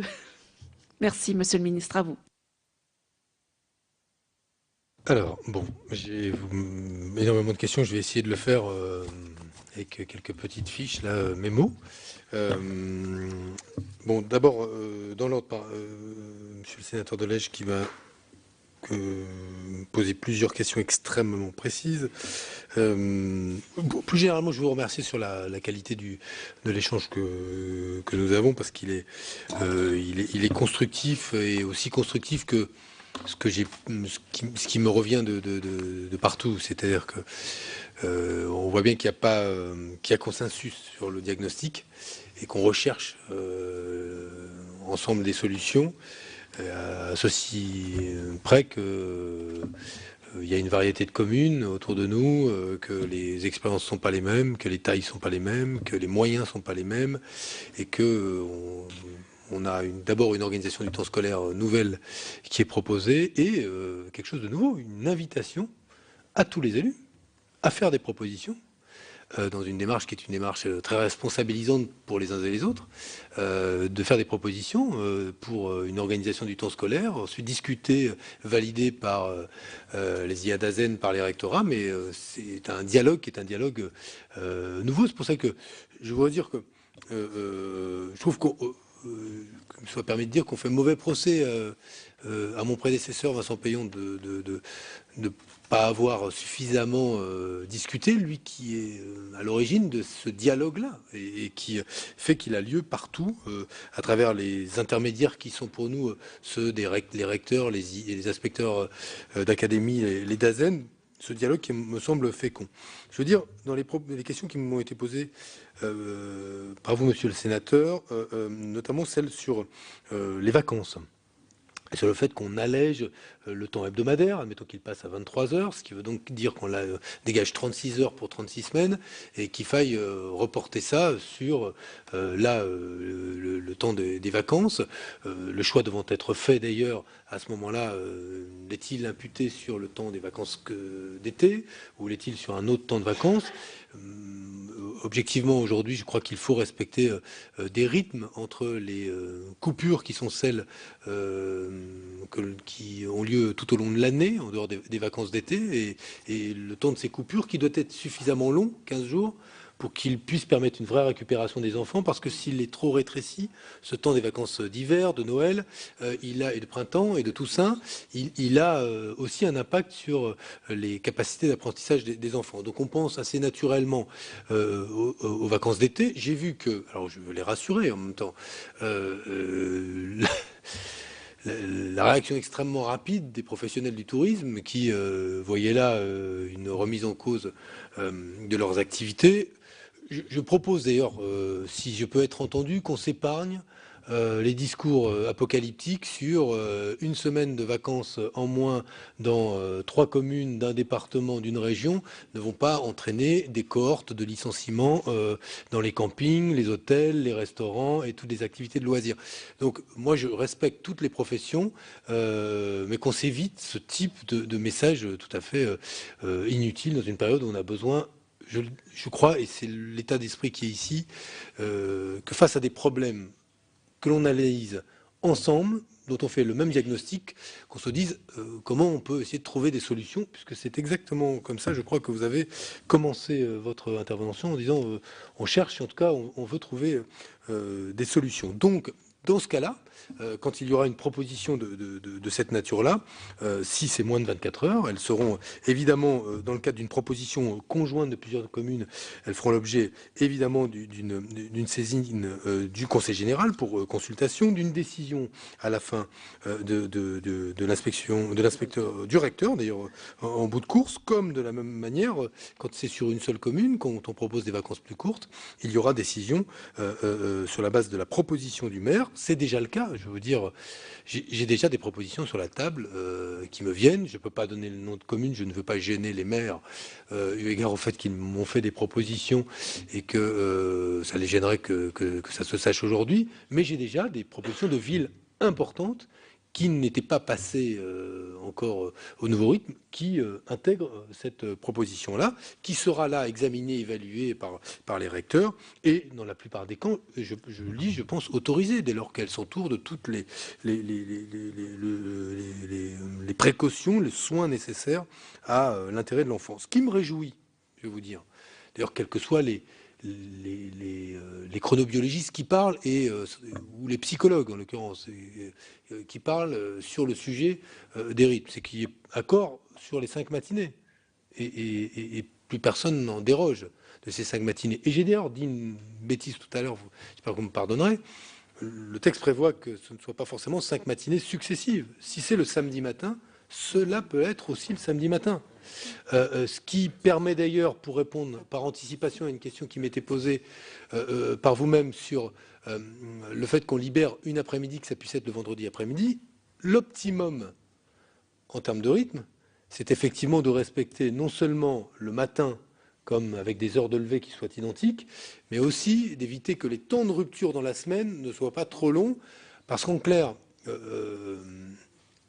pour faire simple, l'expression n'est pas très jolie, mais le lundi matin, on redémarre la classe, quoi. Et au sens où on la redémarre, c'est qu'on redémarre tout le monde. Le professeur est compris, sans doute, qui doit redémarrer, se remettre dans le rythme de sa classe. Et plus la rupture a été longue, plus le temps pour redémarrer peut apparaître parfois long. Et en tout cas, plus la désynchronisation peut nuire à la qualité de la concentration nécessaire pour apprendre. Donc, effectivement, l'optimum, il pourrait être là. J'observe aujourd'hui qu'il y a, que nous recherchons la réalisation d'une réforme qui est dans l'intérêt de l'enfant dès lors qu'il y a 5 matinées, que nous essayons de la rendre compatible avec les réalités de terrain sur les demandes des élus, les demandes des professeurs, les demandes des parents d'élèves, les besoins qui sont ceux des enfants. Je pense à la montagne, par exemple. La montagne, nous avons là des spécificités dans l'organisation du calendrier scolaire liées au temps nécessaire et à des mercredis qui peuvent être libérés quelques fois dans l'année pour faire du ski, qui suppose là d'organiser le temps différemment. Donc on a là des questions. C'est le travail de tous les élus que vous êtes, une fois les principes de la réforme posés ou de vos choix confrontés au terrain, c'est la manière dont on aménage ces principes, dès lors que ces principes ne sont pas remis en cause, la méthode qui est associée à la réussite de la réforme. Nous sommes là dans cette phase de mise en œuvre de la réforme et il est clair que les parents d'élèves, ce ne sont pas des concepts. Les professeurs, ce ne sont pas que des concepts, les enfants non plus et les élus non plus. Donc comme il ne m'appartient pas de manipuler seulement des concepts, mais de discuter avec des êtres de chair et de sang qui ont des convictions, des revendications, des demandes, des mécontentements, des aspirations, des espoirs et des enthousiasmes, on doit arbitrer entre tout cela. Et c'est ce que nous avons recherché, l'intérêt général à travers les 5 matinées, donc que ce soit en continu le mercredi matin ou le samedi matin, et ensuite une organisation du temps scolaire qui, en règle générale, c'était le décret Payon, on va l'appeler comme ça, prévoit 9 demi-journées, avec ce complément qui vient proposer de nouvelles expérimentations, permettra de dégager une après-midi qui pourrait être le vendredi après-midi. Et si vous voulez la conviction du ministre de l'Éducation ou ce qui pourrait être sa préférence, je ne souhaite pas, moi, ma préférence, mon vœu, ne va pas à ce que ce soit principalement le vendredi après-midi que l'on dégage le temps périscolaire. Je vois bien en quoi ça peut faciliter le déblocage de certaines situations, mais ça n'est pas ma préférence personnelle. Sur les chronobiologistes, parce qu'on en parle, il y en a qui sont plus cités que d'autres. En même temps, notre travail se fonde sur les travaux de l'Académie de médecine, de l'Académie de pharmacie et de quelques sommités qui préconisent ce qui a été pensé dans le cadre du premier décret, ce qui le complète aujourd'hui.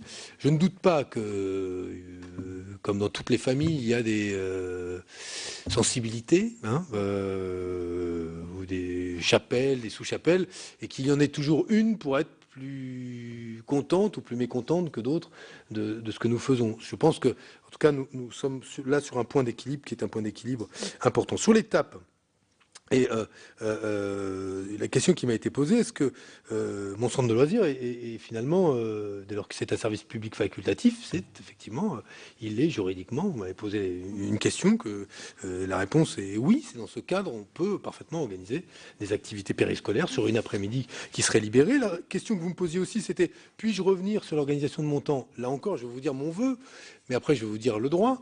Mon vœu, ce serait que, évidemment, parce que ça ne va pas se passer ainsi, heureusement, mais qu'on ne reprenne pas toutes les copies, parce que tout le temps qu'on prendra à refaire les copies, on ne le prendra pas à aider toutes celles et ceux qui n'ont pas encore validé, pour des bonnes raisons, leur organisation du temps scolaire, à le faire. Et alors vous allez me dire, mais monsieur Hamon, faites donc un moratoire.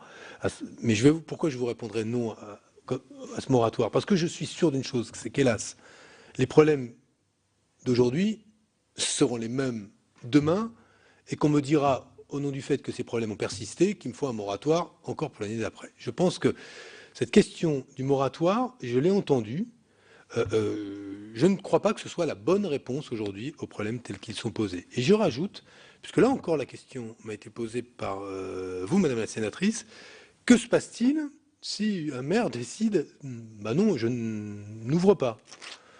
Bon, d'abord, je le dis, ce ne serait pas très responsable. Et puis, cette décision d'organiser le temps scolaire, elle relève de l'État, d'une disposition qui est dans le préambule de la Constitution de 1946, qui veut que l'éducation, c'est l'État, et que toutes les dispositions, y compris légales, relèvent de l'État. Et qu'il décidait de ne pas ouvrir une école le mercredi matin parce qu'on n'est pas d'accord, ou le samedi matin, je trouve que, honnêtement, ce serait une forme d'impasse dans laquelle je suis certain, par contre, qu'on ne trouvera que très très peu d'élus et de maires. Si cette situation devait exister, ma conviction, c'est qu'il n'y en aura pas. Pourquoi? Parce qu'on travaille à ce qu'il n'y en ait pas et à répondre aux problèmes quand ils existent. Donc, un vœu d'un conseil municipal, je le respecte. C'est une invitation pour moi à discuter et à trouver des solutions, pas à faire un communiqué pour dire c'est scandaleux que tel conseil municipal ait fait tel vœu disant que... voilà, moi je prends ces vœux-là pour une invitation. Alors, ce qui n'est pas non plus un encouragement à ce qu'il y ait des vœux dans tous les conseils municipaux pour dire qu'on ne va pas faire la réforme des rythmes, hein, que ce soit clair. Je prends les non, mais c'est pas ça, c'est que je veux être très honnête. Je regarde les situations telles qu'elles sont et j'ai appelé moi-même Jean-Claude Gaudin avant ce vœu. Nous avons convenu que nous travaillerons et donc on va travailler. Et je lui dis que le recteur de l'Académie de Marseille, monsieur Ali Saïb, est à son entière disposition pour travailler avec lui à lever les difficultés qu'il peut y avoir sur cette ville. Ça m'invite à vous répondre en tout cas. Apporter une réponse, c'est une réponse en même temps, à la question le fonds va-t-il être prolongé ou pas? Parce que c'est aussi une demande du maire de Marseille comme d'autres maires. Le fonds a déjà été... il y avait plusieurs hypothèses. La première, c'était de ne faire un fonds d'amorçage que de manière incitative la première année pour encourager tout le monde à s'y mettre en 2013. Et dire 2014, alors là... on n'accompagne plus, il faudra juste se contenter de ce qu'on peut faire du côté de la CAF. Où là, les financements sont pérennes, puisqu'ils financent du périscolaire. Mais nous avons fait le choix, au contraire, choix politique, de dire le fonds sera pour l'année de généralisation, et c'est un arbitrage obtenu par Vincent Payon, qui était un arbitrage qui ne coulait pas de source, eu égard effectivement au contexte budgétaire. Mais je m'empresse de dire qu'il est quand même logique, dès lors que la priorité de ce gouvernement, réaffirmé par le président de la République, c'est la jeunesse et l'école et la refondation de l'école de la République. La question qui est posée par plusieurs élus, c'est peut-on prolonger ce fonds? Et là, il existe plusieurs scénarios qui seront appréciés, mais qui ne m'appartient pas de trancher aujourd'hui. Une extinction sifflée, pas de reconduction parce que les moyens sont aujourd'hui très contraints, une reconduction intégrale qui me paraît aujourd'hui compliquée à mettre en œuvre et à programmer. En tout cas, cette demande, elle est portée par l'AMF. L'AMF en parle, ils me l'ont formulé. Je crois aujourd'hui surtout que nous avons déjà pris un engagement pour cette année, qui est un engagement fort, qui me semble être de nature, en tout cas dans beaucoup de communes, à faciliter ou à permettre la mise en œuvre d'une réforme paisible des rythmes scolaires. Quand je dis paisible, ça ne veut pas dire que tout le monde sera heureux immédiatement, mais là encore, on sait très bien de toute façon que quand on veut changer les choses, et en plus à l'école, c'est quand même peut-être plus difficile qu'ailleurs, parce qu'on est tous, d'une manière ou d'une autre, concernés par ce qui se passe à l'école. Sur l'intervention de M. Husson, sur les regroupements pédagogiques intercommunaux multisites. Je comprends ce point-là, qui est un point tout à fait important. C'est pour ça que j'ai cherché, moi, les moyens de mutualiser. On m'a posé cette question, y compris ici cantine, ici école, cette commune, et nos enfants se répartissent. Moi, je me suis posé la question, et pas seulement pour alléger les coûts, c'est comment, à travers la libération d'une après-midi, on répond à cette situation où, parce qu'on a un regroupement sur un seul site, voire sur plusieurs sites, d'activités qui sont des activités qui correspondent à un intérêt de plusieurs communes, on arrive à avoir des solutions adaptées à ces réalités-là. Donc, je crois qu'on y arrive par le décret. Cela étant dit, nous ferons preuve de discernement. Vraiment. Et moi, je dirais pas, écoutez, là, c'est saut parce que, à la ligne près, au détail près, des 7 maires qui ont travaillé, cherché une solution et eu le sentiment d'être dans les clous des 5 matinées, par exemple, l'auraient trouvé, mais à la virgule près, ça ne collerait pas avec le décret. Nous ferons preuve de discernement, et c'est aussi ce que j'ai demandé aux recteurs qui sont parfaitement disponibles. Donc nous regarderons là, et c'est pour ça que la situation de l'Axou est intéressante, ce que vous avez évoqué, parce que là il y aura une évaluation. Parce que je comprends que d'ailleurs l'Axou discute avec nous, faisait ça depuis longtemps, pourrait mettre en œuvre des dispositions en lien avec les expérimentations permises par le nouveau décret, donc sera l'objet d'une évaluation comme toutes les communes au bout de 3 ans, et après nous déciderons de la prolongation ou pas. Si au terme de l'évaluation on se rend compte qu'on a des expérimentations qui ont un effet radicalement contraire à l'objectif recherché, elles seront remises en cause. Mais l'objectif de ces expérimentations, c'est qu'elles puissent justement être évaluées et permettre derrière leur prolongation dès lors qu'elles répondent aux intérêts des enfants. Je redis que le projet de circulaire intègre, c'est dommage que vous ne l'ayez peut-être... mais plusieurs d'entre vous doivent, s'ils sont membres du CSE, l'ont peut-être reçu, puisque nous avons transmis au CSE le projet de décret de circulaire.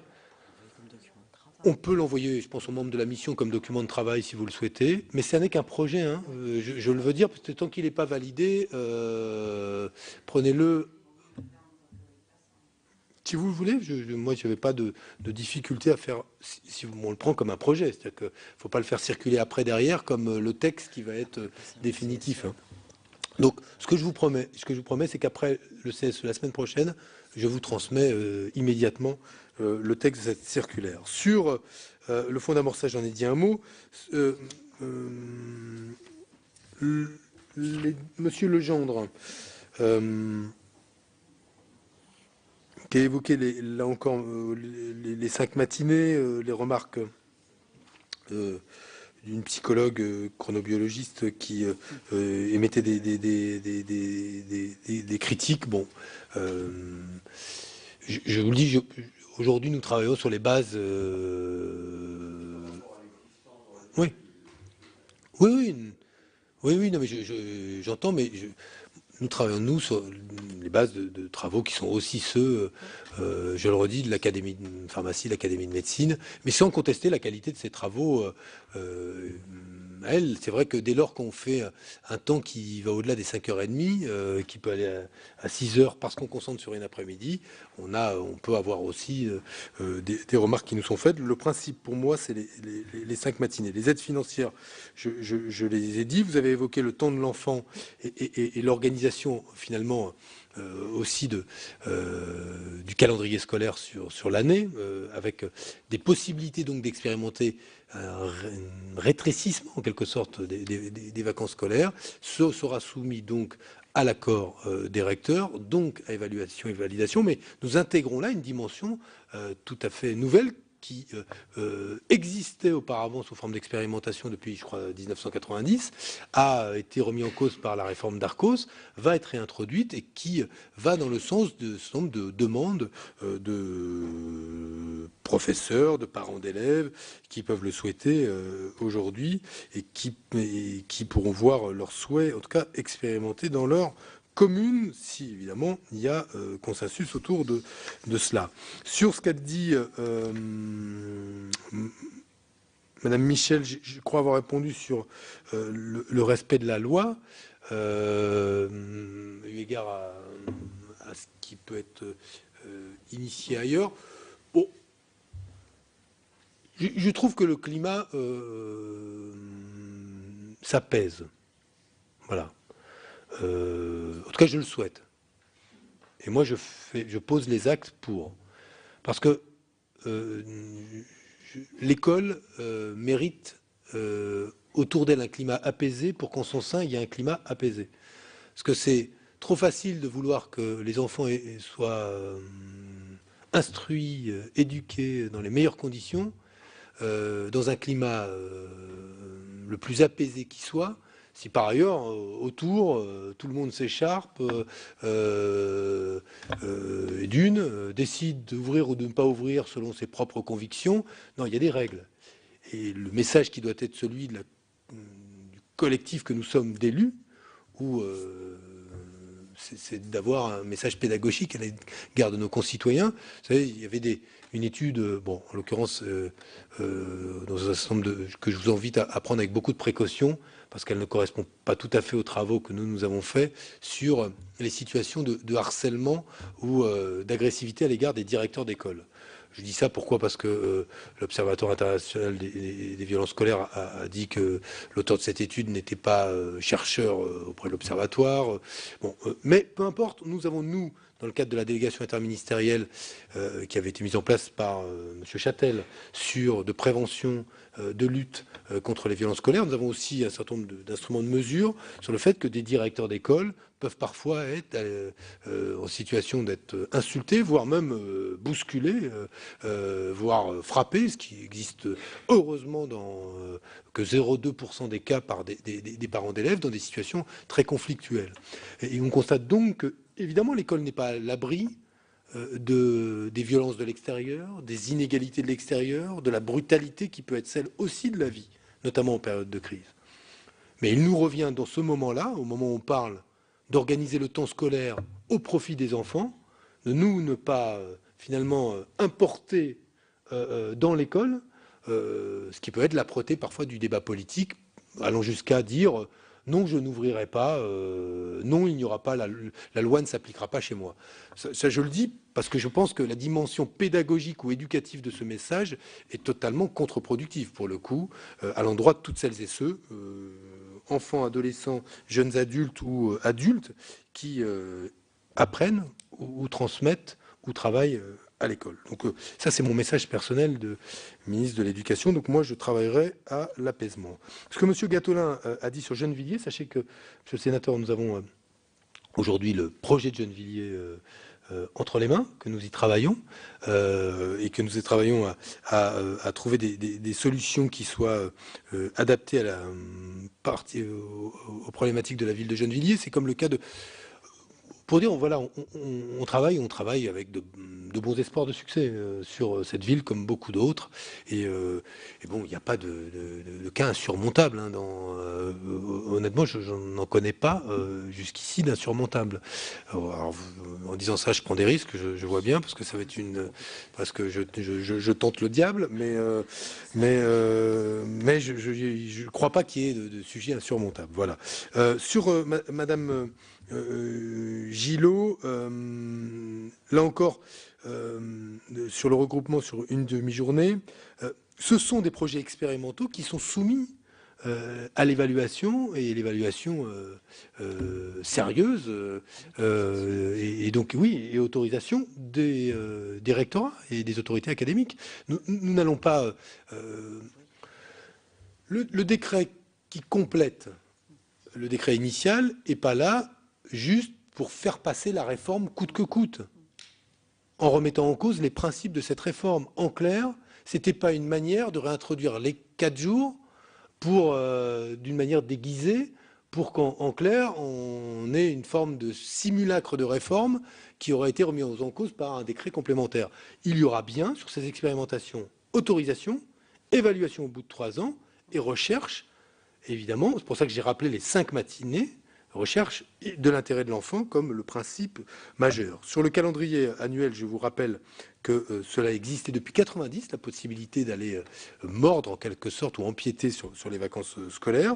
Moi, je trouve que c'est intéressant de pouvoir le faire, là encore, quand ça répond à un projet pédagogique et quand il y a mobilisation des ressources autour de ce projet et consensus autour de ce projet, ce qui me paraît être évident. Sur ce qu'a pu dire Madame Lagarde, je cherche ma petite fiche, sauf à ce que j'ai déjà répondu à tout, et Madame la Présidente, pour ces questions sèches, qui étaient sèches, mais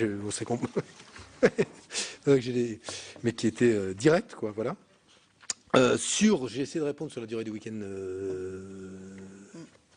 plus long, pour vous dire ma préférence, et en même temps le fait que, je le redis, le principe des 5 matinées soit maintenu est pour moi l'acquis fondamental. Et après, nous avons déjà 94% des communes qui avaient validé ou étaient en cours de validation une organisation du temps scolaire. Il en restait 6. Sur ces 6, le nouveau décret déverrouille une multitude de situations. Le nouveau décret complémentaire au premier peut amener à rediscuter une partie des 94, mais je pense que nous serons dans des proportions qui resteront modestes au regard du volume. Moi, je resterai évidemment très attentif à la façon dont les recteurs vont me remonter les retours qu'ils ont des mairies sur ce point. J'entendais, M. Legendre avait évoqué le fait que ce nouveau décret finalement a pu mettre un peu de confusion supplémentaire là où il voulait clarifier. Bon, je reconnais que c'est pas simple puisqu'on est dans un environnement médiatique où si on n'arrive pas à toucher tout le monde, qu'on entend dire que le ministre a pris un nouveau décret, il faut supposer qu'il soit restitué correctement dans tous les médias. C'est vrai que c'est difficile, y compris pour les journalistes, de pouvoir restituer l'essence même d'un texte en quelques lignes, quelques mots, etc. C'est la raison pour laquelle, d'abord, j'ai demandé à mes services de prendre contact directement avec les maires. C'est la raison pour laquelle je souhaite et j'entends mettre en œuvre une grande campagne publique d'information sur la prochaine rentrée scolaire et les rythmes, qui assume la position du gouvernement sur cette réforme des rythmes. C'est la raison pour laquelle j'écrirai à tous les parents d'élèves du premier degré pour leur dire ce qui se passera à la rentrée prochaine et que j'entends bien que le gouvernement dise clairement aux élus qui ont à organiser le temps périscolaire, même si je le dis c'est facultatif pour eux-mêmes et pour les enfants, mais qu'il n'y a pas beaucoup d'élus qui se désintéressent fondamentalement du temps périscolaire. Donc je comprends que quand je leur dis c'est facultatif, ils disent c'est facultatif, mais bon, si je m'en désintéresse, je m'en désintéresse quand même des enfants de ma propre commune, c'est quand même dommage. Et ce n'est pas dans l'idée que je me fais de mon mandat, donc effectivement ils s'impliquent, mais j'entends leur parler à eux, comme j'entends parler évidemment aux professeurs qui m'interpellent et aux parents d'élèves à qui j'écrirai directement et pour les informer de la situation. Je le redis, l'expérimentation, elle court pendant 3 ans. 3 ans, évaluation. À partir d'évaluation, prolongation, dès lors qu'on aura constaté que ça marche. Et si celui ou celle, et j'espère un jour celle, puisqu'il n'y a jamais eu une ministre de l'Éducation nationale, vous vous rendez compte? On n'a jamais une. Jamais. Non mais jamais. C'est quand même. Non mais voilà, dans une profession, 80% des professeurs des écoles sont des femmes. Dans le second degré, on doit être à des proportions qui sont quoi? 60%.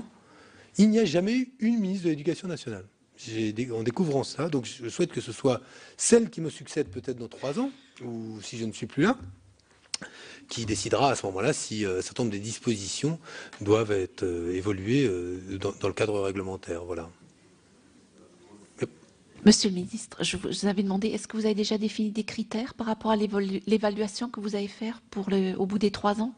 Les critères, ils sont ceux que nous avons retenus sur l'intérêt qui est celui de l'enfant en termes de rythme, les bénéfices que nous serons en capacité de commencer à mesurer sur le décrochage, les apprentissages fondamentaux, les résultats en 6e. On commencera à avoir des instruments qui nous permettront, avec mais oui, les rythmes scolaires, la fatigue, oui, le climat aussi, mais nous aurons là un certain nombre de critères à partir desquels évaluer la réussite de ces projets. Merci à vous, en tout cas, pardon d'avoir été un peu long. Merci, Monsieur le Ministre. Juste concernant la circulaire, qui n'est qu'une proposition pour l'instant, il nous serait agréable à Madame le rapporteur et à moi-même, si nous pouvions en avoir une copie. Nous nous engageons bien évidemment toutes les deux à ne pas en faire usage et à la diffuser de façon médiatique, publiée, etc. Si vous en êtes d'accord, Monsieur le Ministre. Très bien. Et Madame Cartron souhaitait encore vous adresser quelques mots. Monsieur le Ministre. Alors j'ai droit à 2 mots de la part de la présidence, donc je vais essayer de mettre un peu de liant. En tout cas, moi je vous remercie par rapport à votre écoute.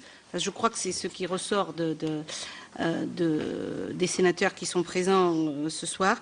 Il y avait un mot qui avait beaucoup crispé, entre guillemets, les sénateurs et les maires, c'était le mot dérogation, parce que chaque fois qu'ils étaient à l'initiative de propositions alternatives, ils étaient soumis à une dérogation, et aujourd'hui vous répondez par le mot souplesse, et je crois que ça c'est quelque chose qui est entendu, et donc cette souplesse concourt à l'apaisement, et donc nous essaierons aussi de faire un rapport apaisé.